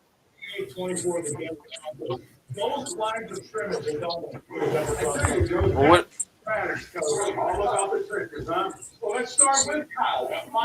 Yeah, we talking about we just about to get into the NBA. As far as Okay. Milwaukee, Milwaukee. I'm here. I can't hear somebody's TV. I can't hear y'all over somebody. I don't know. But what's the question, Calvin? Okay, so to him on what he just said. Milwaukee's like turning on turning on their own fans for all of a sudden. And Giannis is like, okay, bump y'all or whatnot. So what's going on in Milwaukee? Or have anybody heard about what's been going on? No, all right. See, this is the thing that's the root of it all. Mm-hmm. Everybody knows that this team, this Giannis Milwaukee, they need to part ways. Everybody knows Giannis needs to go. The only problem is with Giannis's contract, he's damn near impossible to trade. Make a long story short. Mm-hmm. So the fans know it, Giannis know it, coaches know it, everybody knows. It's gonna take about an 8 to 10 team trade to trade this guy, and he's not gonna go to the destination that he desires. So they're just waiting out these years until it's a feasible time and in place to trade. Is all it is. I think I blame more on the GM than anything else. Cause I saw an article the other day of how the GM has been like as far as the way he's been doing contracts. I think his name is let me see what I can pull up. John Horst is a GM. He's been hiding behind the 2021 championship like it was the elite management when it came to Giannis carrying the franchise. Every move he's made has been panic, overreaction, or incompetence. He overpaid Miles Turner years late and locked the Bucks into an expensive and flexible core. He traded for Damian Lillard, broke the roster balance, then cut him and stretched his contract over 5 years, putting dead money on the books through Giannis during Giannis's prime. He fired Mike Budenholzer, hired Adrian Griffin, fired him at 30 and 13. Then he panicked hired Doc Rivers. That's not strategy. This is chaos. The result, multiple first-round exits with a generational player. That's general management failure. With no cap space, no draft assets, no margin for errors. So What y'all talking about? the GM for Milwaukee, how he just messed everything up. Oh, Now, we talk about GMs. We talk about Dallas GM. Milwaukee GM might be the worst one in the league.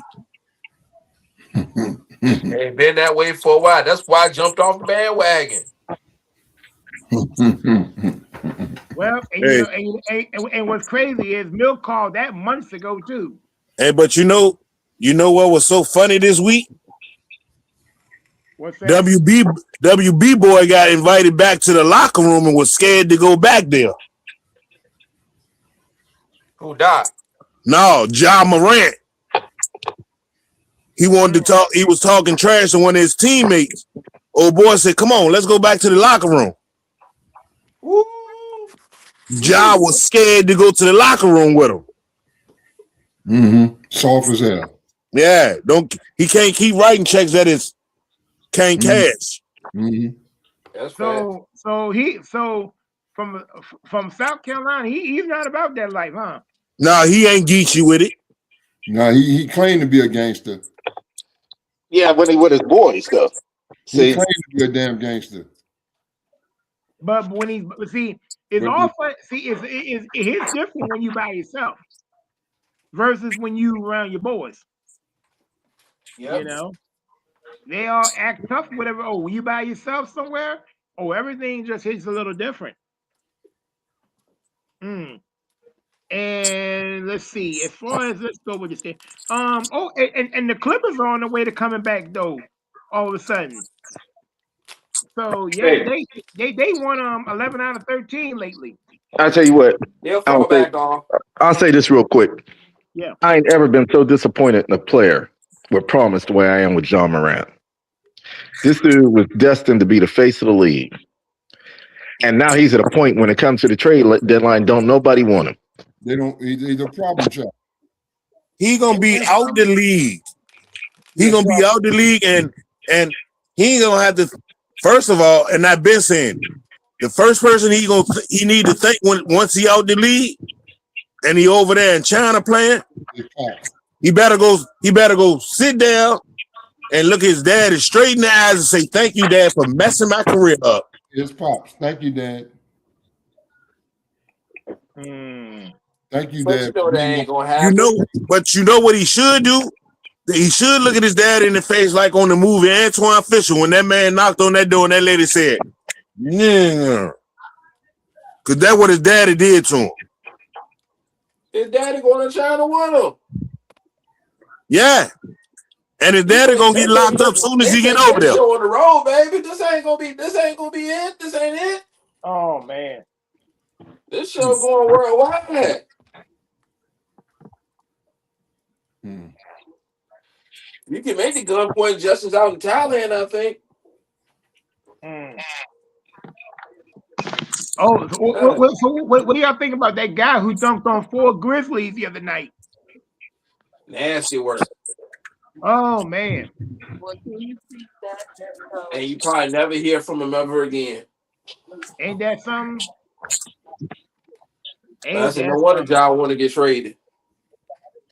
But imagine Ja to the Miami Heat. How is that gonna work? It wouldn't work because Pat Riley ain't gonna play with him.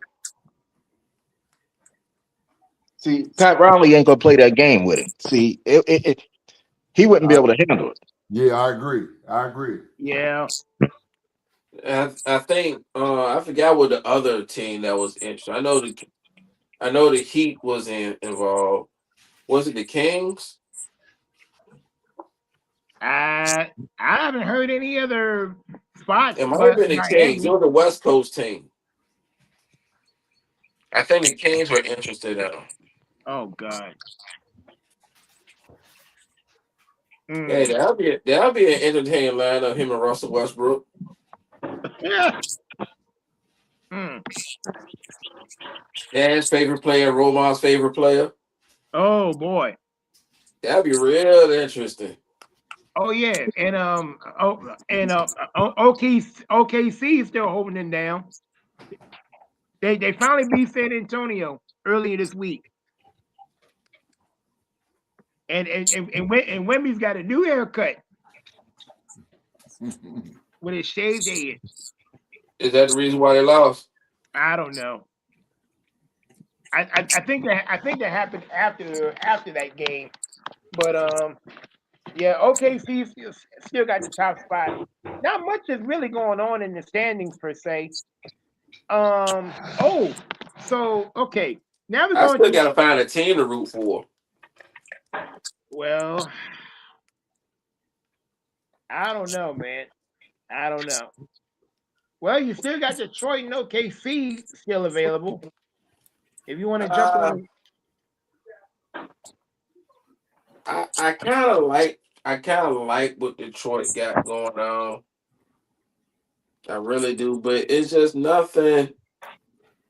It's like you're going shopping. Nothing is blown. I haven't been blown away yet. oh no, well you still got the whole second half of the season.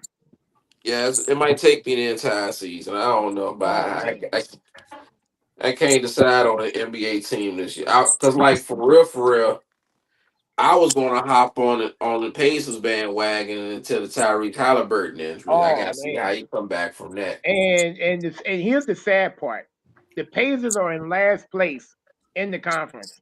Yeah, and I was really liking Tyrese Halliburton's game. I really was. But so it's like my fan club is just on reserve. I might see how that pan out. So I might not even have a team this year.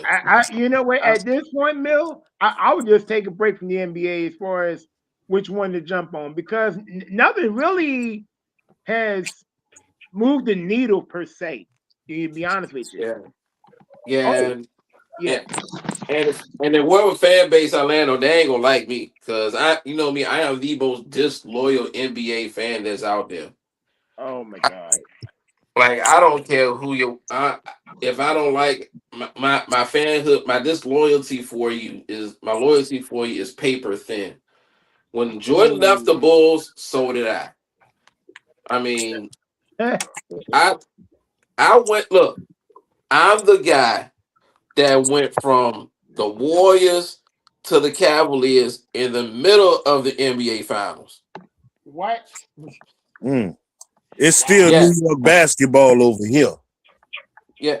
Y'all know which one I'm talking about. The one where Draymond Green got suspended. Oh, for his infamous soccer kick. Exactly. The pickle punter.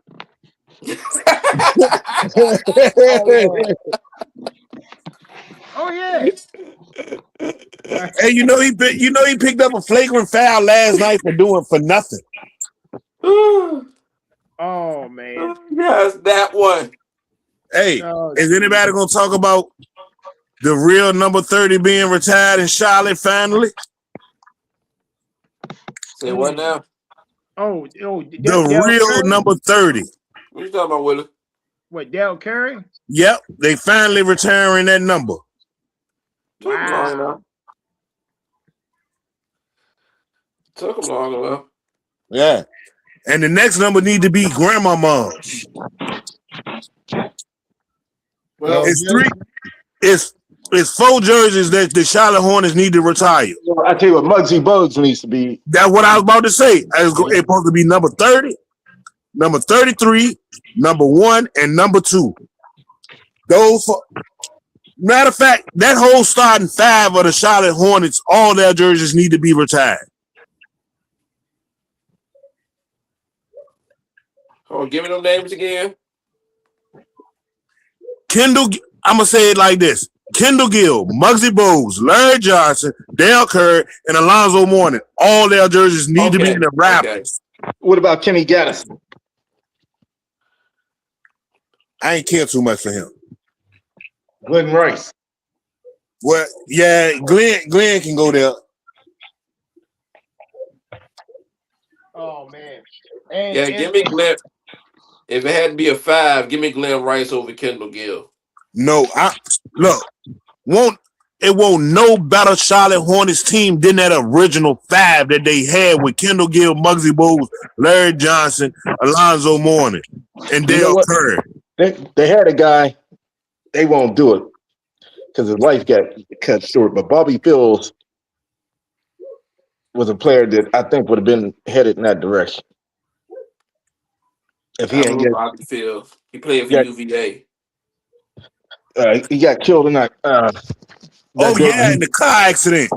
Him and David Wesley. Yeah. Yeah.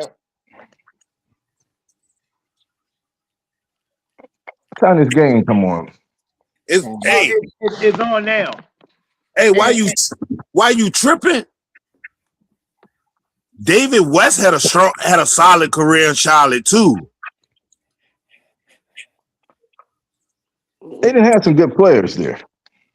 Yeah. But Alonzo Mourning needs to be retired there. Muggsy Bogues. Del Curry, of course. You can't forget Grandmama. You know, you got to put Larry Johnson in there. Definitely got to put Glenn Rice in there. Yeah. Well, if you put Glenn Rice in there, you might as well put Tony Delk in there too. Oh man.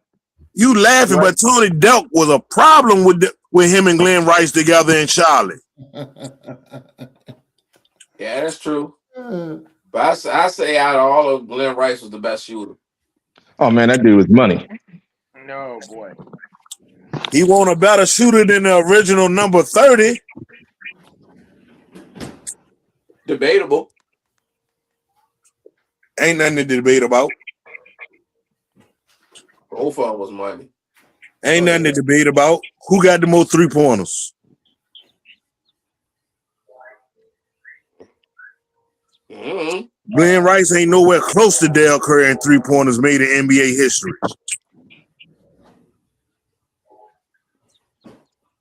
In NBA history for the Hornets was probably the same. Remember, Dale Curry was the original all-time leader in most 3-pointers made in NBA history.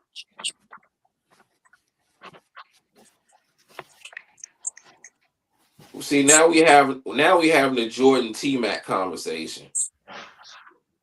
Let's not go down that one. Let's not go down one. Let's not do that. Huh? Let's not do that because Glenn Rice, in that case, Glenn Rice would never have been healthy enough to be as good as Del Curry. Because he was one of the most durable guards too, and he had a more consistent years, more consistent time. So statistical categories, Del Curry is going to get Glenn Rice with that. In some categories, not all of them. Because I don't think Del Curry got Glenn Rice in total points. I just said score, not pretty much a shooter. All right, so what else we have with the NBA? Okay, well, that's the main part. Oh, Mill, let's go to your favorite topic. Point shaving in the NCAA. Oh yeah, somebody on this show called that a month ago. And I don't know who it was. Somebody said that this sports gambling and sports betting and stuff, it was gonna be something dropping on the NCAA, and it was gonna come out next week, but it never came out the week before. It just came out like a couple of days ago. Somebody on this show said that this was going to happen, and I don't know who it was.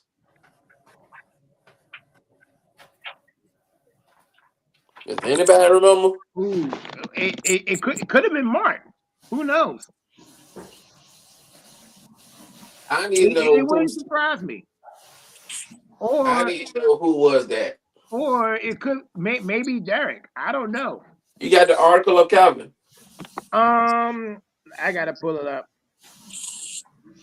It was the one you sent me yesterday. Let me see. I had to switch devices, so I can't pull it up and stay on the screen. Let me see what we got. Many college players among dozens charged in a point shaving plot. This is the one you sent me yesterday. All right. So let's see what we have here as we pull it up. A lot of mid-major teams I think let's see. More than 39 players on 17 Division One teams resulted in dozens of games in the previous 2 seasons being fixed in the gambling ring. Okay, so the schools that are named in the indictment. Here we go. Abilene Christian, Alabama State, Buffalo, Coppin State, DePaul, Eastern Michigan, Fordham, Kennesaw State, LaSalle, New Orleans, Nicholls State, North Carolina. James Ferris gonna hate this one. North Carolina A&T, Northwestern State, Robert Morris, St. Louis, Southern Miss, and Tulane. Woo! Oh boy. All right. So let's see. So it's how many schools? It's 39 players involved with 17 schools. And see, there was 17 schools. no blue bloods mentioned. There was a bunch of mid majors. Yeah. And there were a couple of HBCUs in there too. But somebody on this show said that it was coming down the pike. And I can't remember who that person was. I don't know either. We may have to go back to the clips from last week. For And you know how many clips has been, bro? Well, I don't know. That's a lot of clips. We just got to find the right one. But we've been machine gunning these things all year long already, and we ain't got to February yet. That's kind of scary, ain't it? I mean, we only 3 weeks in the new year. I told you it's just going up after this. 20 of the 26 defendants played college ball during the 23-24 season or 24-25 seasons. Oh man, let's see. Okay, 4 of the players charged, Simeon Cotto, Carlos Hart, Kamian Shell, and Umar Karisi, have played for their current teams in the past week. So the alleged incident occurred during the 23-24 season. Hey, Mr. Sparrow, y'all talking about the college scandal? Yes. Yeah, that's what we. Oh man, your school on there, Mr. Sparrow. Yeah, well, you know, I think it had something to do with the trainer or something like that. I don't think it had anything to do with the players or anything. Yeah, but I'm just saying, I was reading. Something about the trainer. I talked to Coach the other day, so he informed me that it ain't got nothing to do with the players. Okay, that's good, but it's still terrible. Okay, yeah, that's a terrible look. It's a terrible look. Well, the way they got this stuff set up now, it's been got out of hand. Absolutely. It's been out of hand. It's just coming to light now. See, you know, this is what all that NIL. This is what all comes along with this. And you know, hey, I know I'll be honest. I've been betting on games for years, so this ain't no new thing. Now all this stuff with the players fixing games and all that. Now that's a whole different beast. That's a whole different, yeah. That's why I disagree with you to an extent, Mark. This ain't got nothing to do with NIL. This sports gambling been going on since for long now. The thing that it is now is social media is so accessible to it. It has brought it to the forefront. Because it's social media and doing it online. This is how they getting caught now. They've been point shaving. This ain't nothing new. Point shaving ain't nothing new. That's been going on since back in the days, since my days. So I know. It's just an easier way of them getting caught.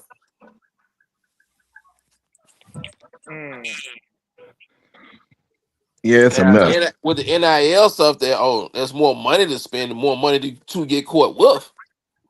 Absolutely.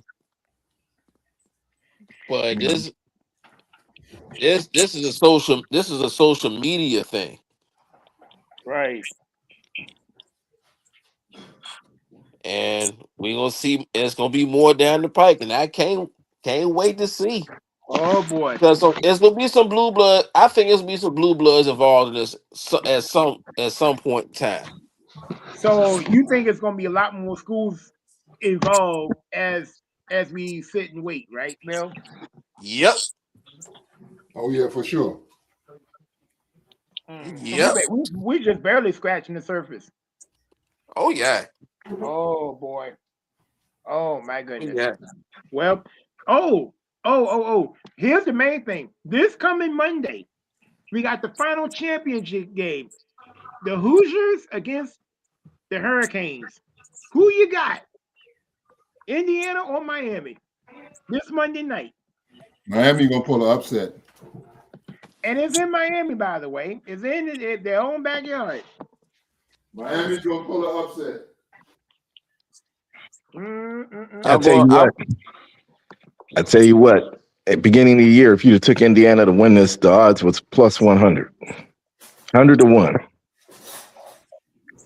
I think when you get down there to Florida, that weather is a little different. Breathing a little different. Humid.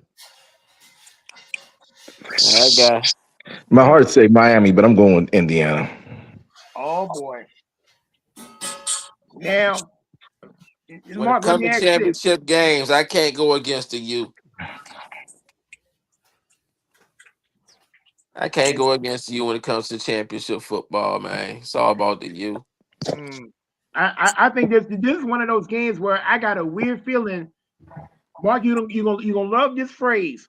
Everybody got a game plan until they get punched in the mouth. And I got a funny feeling this may happen because Indiana's been blowing teams out all the way up to this point. And then they're gonna run into a buzzsaw. And then you got a home crowd that is starving for a championship in their house. Yeah, And but Carson Beck make me nervous.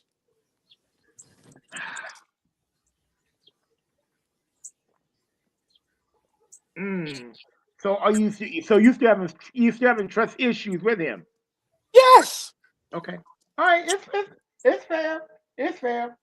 I'm still pulling for Miami, but yeah, Carson Beck make me nervous, but man. Yeah, I see. My thing is, it all comes down who's going to have the better defense between them two. Oh That's boy. gonna be the big story because both defenses are good. Buffalo had a turnover, but they was all sacks.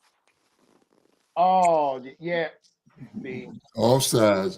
That was a fucking. And this one of them plays, man. They can be like, they had it, but you can get caught if you ain't careful. Poor Buffalo. Oh, and he didn't get it. Man. All right, so yeah. All right, so fellas, what else we got on the agenda? Let's see. All right, we covered the NBA, we covered the NFL, we covered the championship game. All right. How about them lady Gamecocks? You know, Don stealing my girl, right? Yeah, Don stealing my girl. Yeah, they revenged that early defeat they had against. Man, oh man, oh man. Well, we know Don, our girl Louis Vuitton, Don, they don't start playing until March. My favorite basketball coach is who? Louis Vuitton, Don, she don't got them girls going until March. All this is just a warm up for her. What? I did you see her assistants with the shirts? My favorite coach is. And they had her face on the shirts. Oh man. Yeah, that's my You girl want to know right who there. kicking themselves in the foot though? Who is? Temple University for letting her go. They ain't want to pay her. And look how that turned out.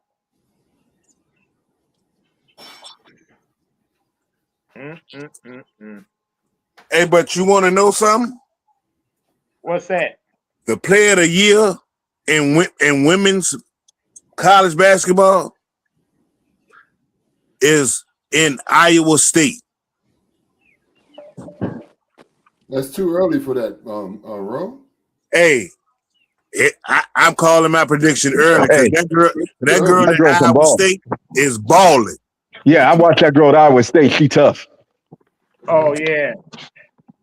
She had a 5 to 7 game tail, a 30 or better, 30 points or better, doubles. Too early, Mo. I call everything early. It's too early. It's too early, man.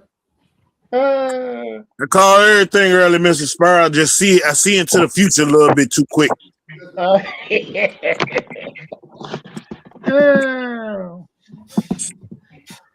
oh man, oh man. But ain't nobody that been putting up numbers like her. Hey man, that girl. Hey, and you can't move her out the paint. You ain't moving her. You ain't moving her, Roman. I know you're not.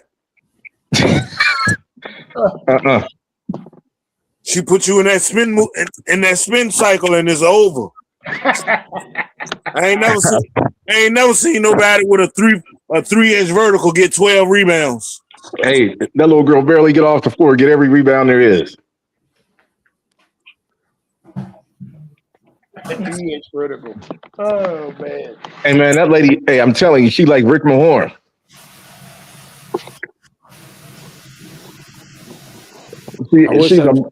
She's a modern day Wes Unseld. Yeah, I'm trying to tell you, like, I'm serious. Her post game is immaculate. Hey, and she clears out space when she do that turn. Yeah, it's over. That's it. It's over. Lights out, James Toney. And she hit you with that turn. She gets that ball in that paint and do that turn. Everybody gets cleared out.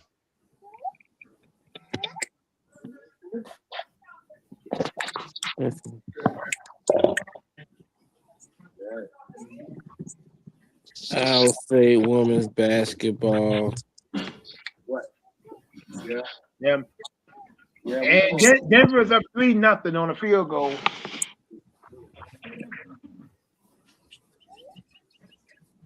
Yeah.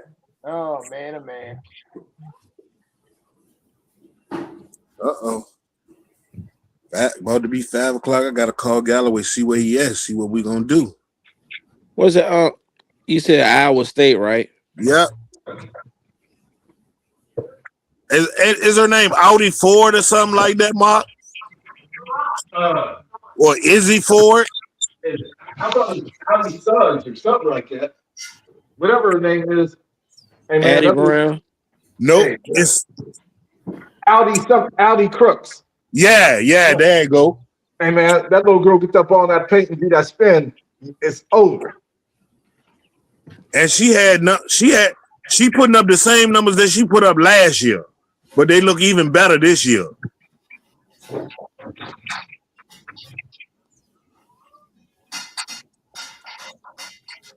Oh, come on, man.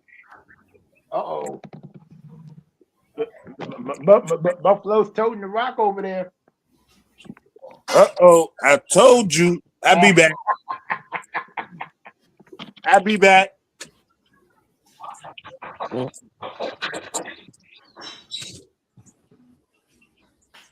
Why did I go here? Audi Maniac. Oh, Audi Matic. I think that's what they call it, Audi Matic. Oh, geez. Yeah, because like I say, college is starting to heat up now. Now you got conference play going on. You know, I just watched UConn and Georgetown. That was a really good one. Oh, I watched Kentucky. I watched Kentucky come back on Tennessee. Yeah, I caught the tail end of that. So yeah, you got one of my favorite ones is like, you know, we got conference in season in play, conferences going at each other, March Madness. Yeah, I mean, in a couple of months, man, it's gonna be something. So yeah, it's definitely starting to heat up now, as far as, you know, in conference play. But Yeah, and there were a lot of buzzer beaters too. Early in the week, several buzzer beaters. So who you liking right now? Um, well, it's hard to really say, but I mean, I'm liking somewhat UConn, but they almost let that one get away. So it's really up in the air for right now. UVA won their game earlier, so I'm just waiting to see how the ACC shakes out. I'm always like an ACC, Big East type, maybe a little bit of SEC. You know, see how that goes. But I can't wait till when March comes around.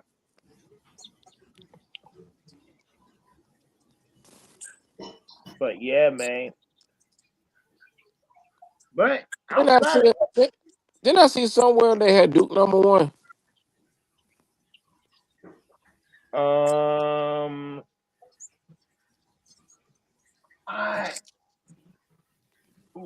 That's right there. Let me see. Let me go back. I know it's a little too early for I told you so's, but it might be I told you so.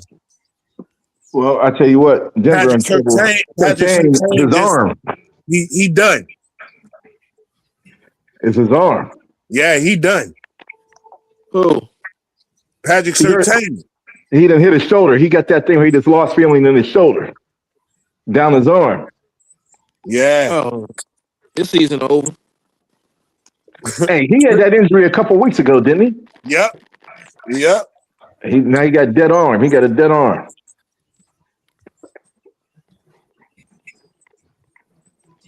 Damn, you don't need him going in the tent.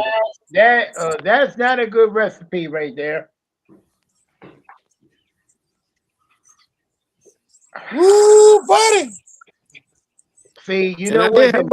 Like, I can hear this now from Romar around 10 o'clock tomorrow night. You're like, Kev, I try to tell you, man. Like, look, and the crazy thing is, me and Romar are dead even in points in the pick'em league.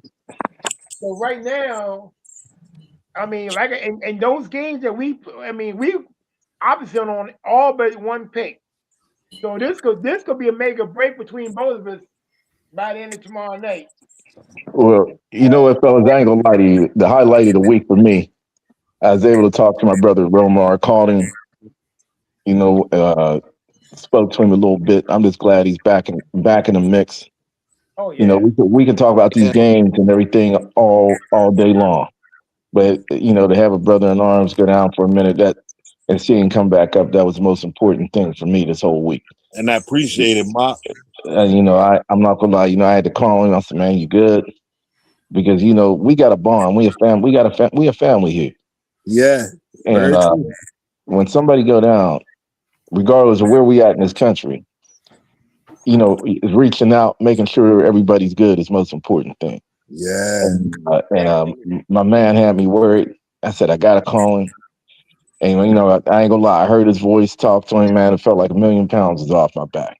Amen. Because this show don't flow without him. Amen. And I'm just grateful that he made it back in all right, and he's back to doing this thing. Amen. Man, all I can say at the end of the day, what happened to me, it happened to me for a reason, because I ignored all. I might have been ignoring the good Lord through other people that been telling me I need to be worried about my health. And God got a funny way of showing you things when you don't want to listen to him when he speak to you through other people. Absolutely. So when you don't want to listen to him through other people, he said, all right, I guess I'm gonna have to show you myself. Yeah.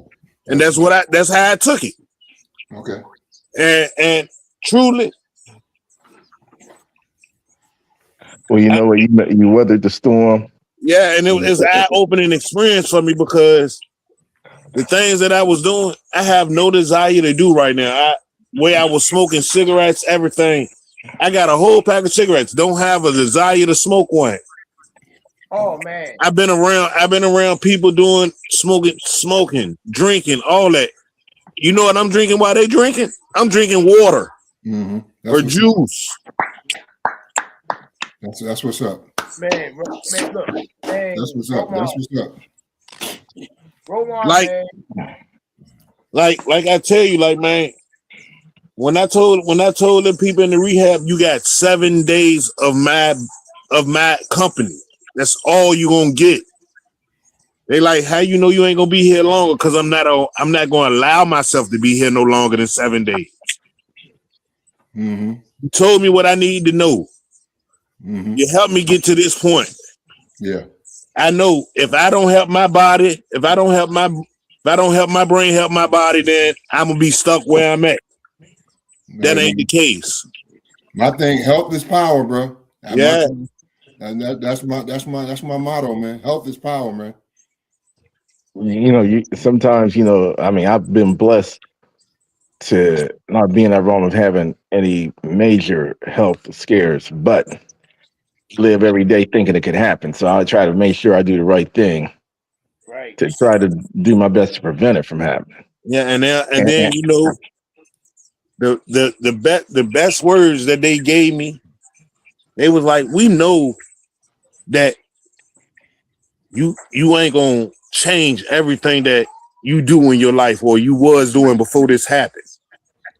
Say, but you know, it's a word called moderation. You can do it, you can do it here or there sometime, but don't get too greedy with it. I'm sitting here thinking about it. I stopped smoking cigarettes. I saved myself $3,000 a year because I was spending almost $300 a month on cigarettes alone. Hey man, a pack of cigarettes costs about how much now, Romar? About $10? I don't know. $10. It depends on where you're at. It's $15 in New York. See, I never had the desire to do it, but people think, oh, you can just quit. Hey man, that's not an easy habit to quit. It ain't. But the thing is, it's so crazy because they was talking to me and be like, how can you do this just cold turkey? I say, well, you can do anything cold turkey when your life on the line. When your life is on the line.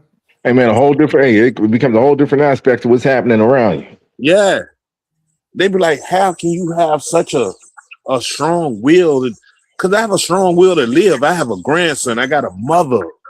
I got sisters. I got nieces, great nieces that look at me as that strong person. And I have never ever once in my life been the type that depend on anybody for anything. Besides, hey, you know something? Denver got this ball here. Let's see what they're gonna do. Well, yeah, they there. Oh, they scored. Or did Buffalo score a touchdown? Buffalo, no, I meant Buffalo. I'll tell you what, I'm telling you, at this pace, Denver can't beat them at this pace. What you say, Denver? What? They can't beat them at the pace of the game. They can't beat them at this pace. And Buffalo just scored a touchdown. Uh-oh. Hey, Mr. Sparrow. Yes, Mr. Sparrow. Yes, sir. Them Anheuser-Busch horses running wild. Yeah. It's still early. It's still early. Oh my God. Oh boy. Hey, what I was ready to say? I was ready to say something to you. Yeah, look, I'm be sitting there yelling your name the whole afternoon, Romar. Don't worry. When the show over, I'm gonna call Galloway, and we're gonna be coming to pick you up, and we're gonna be going to see Mill and sit up there with Mill, and me and Mill gonna have us some cold zero sugar sodas and talk trash and look at this second game. Oh boy.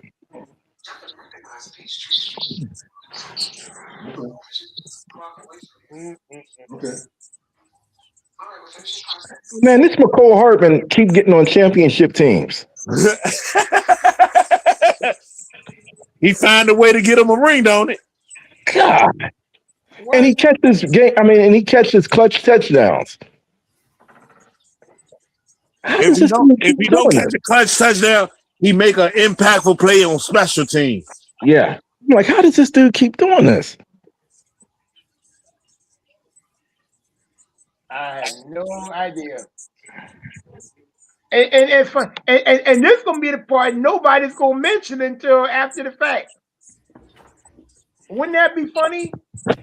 Two great drives. Only thing Buffalo scored and Denver didn't.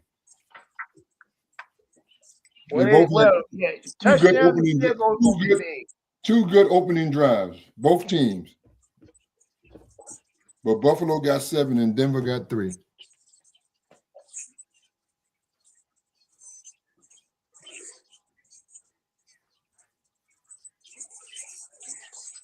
Okay. Well, outside of that pretty much covers everything. Pretty much love. Yeah. All right. Well, Mills, it's up to you, man. What else you got? I think we got everybody. Hey, you know what? We talked about the NBA earlier. We had brought up the NBA earlier. I do have this. No one's really brought this up, but how do you guys think about the way the Golden State Warriors have been handling Jonathan Kuminga? Oh, wow. Yeah. This dude is scoring 20. He's a 20-point a game scorer. I don't know what happened between him and Steve Kerr, but this dude can't get off. He ain't even dressing at this point. That's wow. Yeah, I heard some. He hasn't played since before Christmas. Matter of fact. This is, if you ever want to see a player that's getting ruined, it's this young man right here.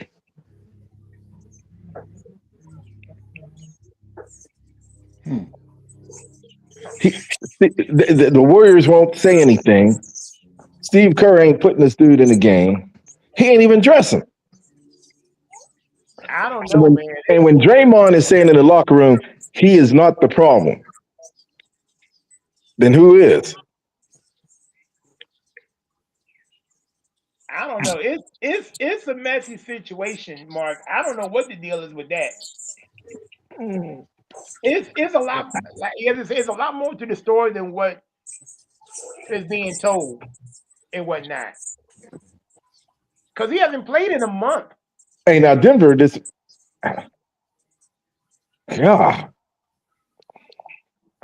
can't even handle the ball off without something going wrong. I don't know. Oh, I got a big one for you. What's going on with the Lakers? The Lakers, I have no idea what's going on with them. They losing teams like they should not be losing to. They lost. They got blown out by the Hornets. They lost to Sacramento. Mr. Sparrow could probably. Oh, I can tell you what's going on with him. In this. I want to tell you the Paul truth. opened his mouth and caused and started some confusion in La La Land. Yeah, but you know what? That was happening before he said this. The Lakers ain't played good. I know this is going to sound crazy. Yeah.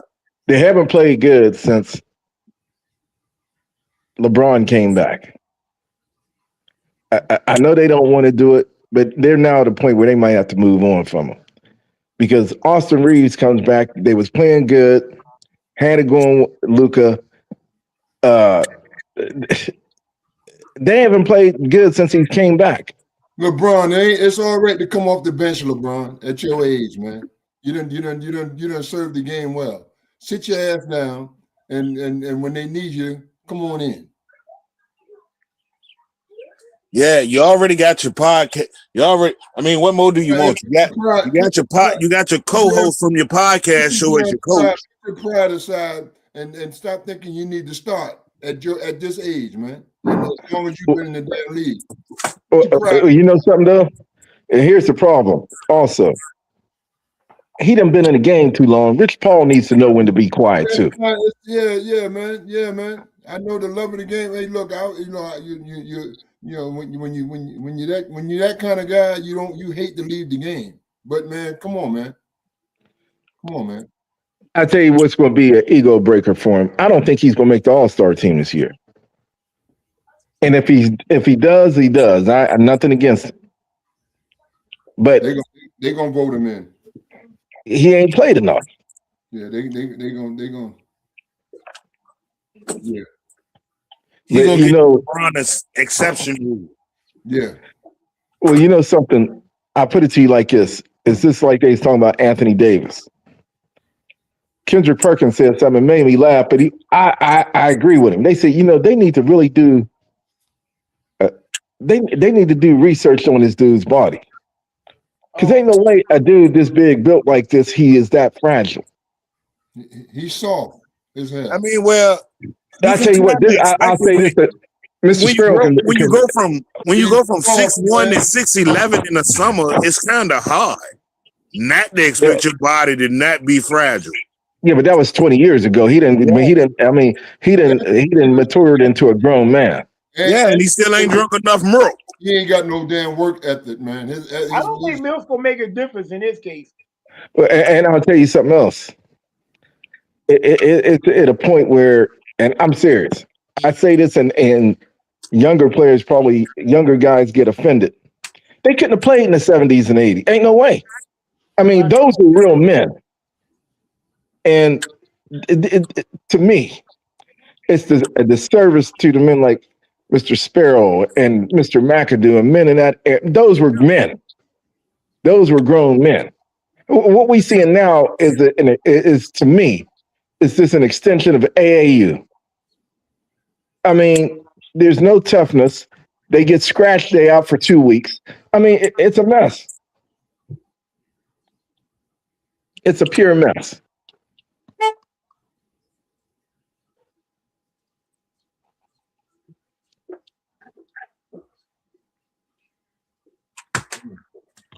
Yeah.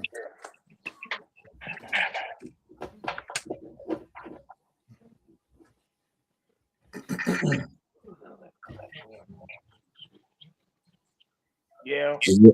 But I think that kind of wraps up everything else. My brothers. Yeah, I believe so. But yeah, man, just stay tuned for those developments with Kuminga and the NFL. I mean, NBA trade deadline is fast approaching too. So, Well, like it was said, you got some of these guys that I don't see how Doc Rivers survives any longer. I mean, this dude. I mean, oh God. You know, I mean, I hate to say it, it's over, man. I mean, it's over. I mean, I can agree with you on that. Another one needs to sit his butt down. I mean, Doc, I don't understand how he ain't happy just being in the broadcast booth. They give him a job every time he gets fired. Yeah. He need to just he need to relax. I ain't never seen a dude to get so many jobs, you know, broadcasting after he gets fired. You need to relax. When he took the Milwaukee job, we talked about it a year or two ago. I said, I don't know why. I mean, he's setting himself up to get fired. Yeah, he need to relax. You know, the one question, Mr. Sparrow, I wanted to ask Mr. McAdoo, and I didn't think about it. I thought about it this week. Mm-hmm. You know, he was an assistant for a long time. Yeah. In the NBA. Was there ever any opportunities for him to become a head coach? Or did he want to do it? He didn't want to do it. Mac was all right where he was at. That's a smart way to be. Yeah. You know, he kept his peace, man. He kept his peace. You know, he said he wanted his peace, man. And to be on the sideline, mentor these guys on the side, being on the bench was cool for him. Yeah, because there was a group of them with like guys like him, Tree Rollins, Larry Smith. Lonzo Mack. Pat had a crew. Oh, because I'm like, I didn't see Pat had a crew. None of them guys got in trouble. Stayed out of trouble, stayed out of harm's way, and all that good. Because he had a good supporting cast around him. Now he had a guy I ain't seen him in a while, Keith Askins. He was with him for I don't know if he's still down there in Miami. He was part of Pat Riley's crew. Udonis Haslem, but Udonis kind of got into the broadcasting thing. He's doing fantastic, to be honest with you. Hey, y'all see that NBC done dropped that bag and Jordan said he ain't doing no more interviews. Oh man, come on, man. Josh Allen going off. What? What is the issue with Mike now? I don't know. Well, they done gave that man $80 million, and he said, "I ain't doing no more interviews with NBC." What? Yeah. Yeah. Okay. Yeah, well, they'll be getting some of that money back. I mean, it might. Trust me, he ain't just taking their money and leaving. Well, you know, Mike don't care. Yeah. But see, it's guys like Mr. McAdoo that open the doors for guys like Mike. Yeah, very true. You know, and I'm pretty sure McAdoo was probably one of the reasons that he went to North Carolina. Well, you had him, Walter Davis. I mean, them dudes open the doors. Mm-hmm. Charlie Scott. They open the door. Mm-hmm. You know. Then, like I said, then you get, and and this is why the support system for me is minimal. I came from the CIAA, Mr. Sparrow and the MEAC. We keep talking about it. We want to know when the MEAC is finally going to do something for this man, Mm-hmm. and because it's long overdue. I mean, these schools, these conferences, especially the HBCU conferences, they got to recognize the pioneers that got them to where they at. Yeah. That's my thing.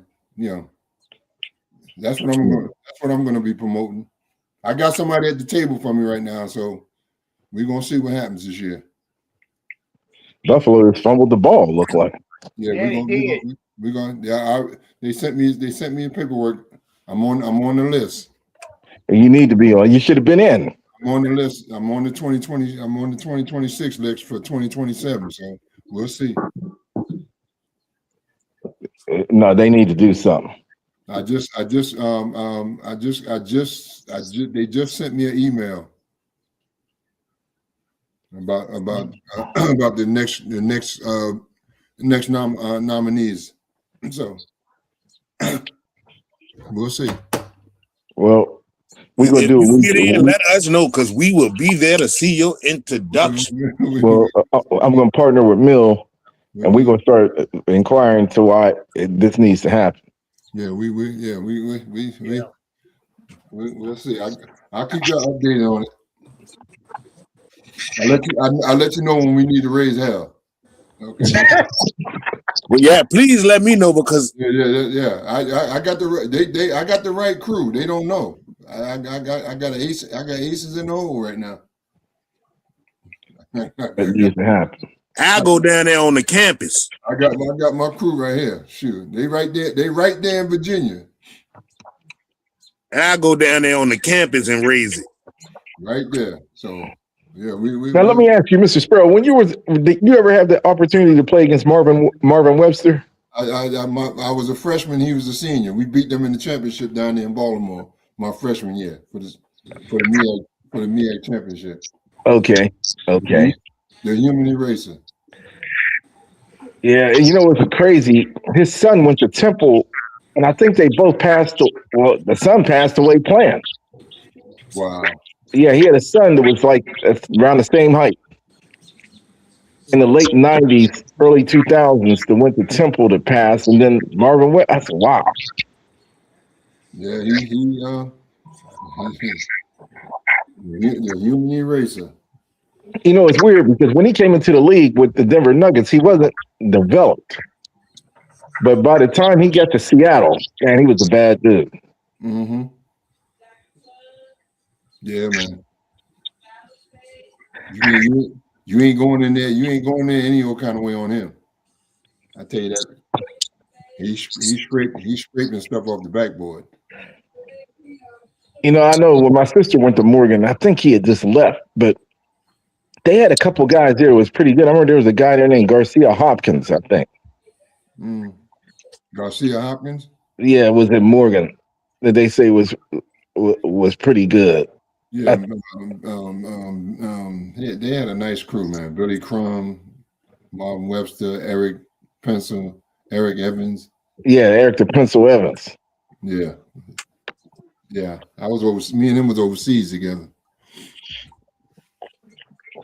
I remember my sister used to talk about them dudes. He said, man, they got a guy named Eric the Pencil Evans.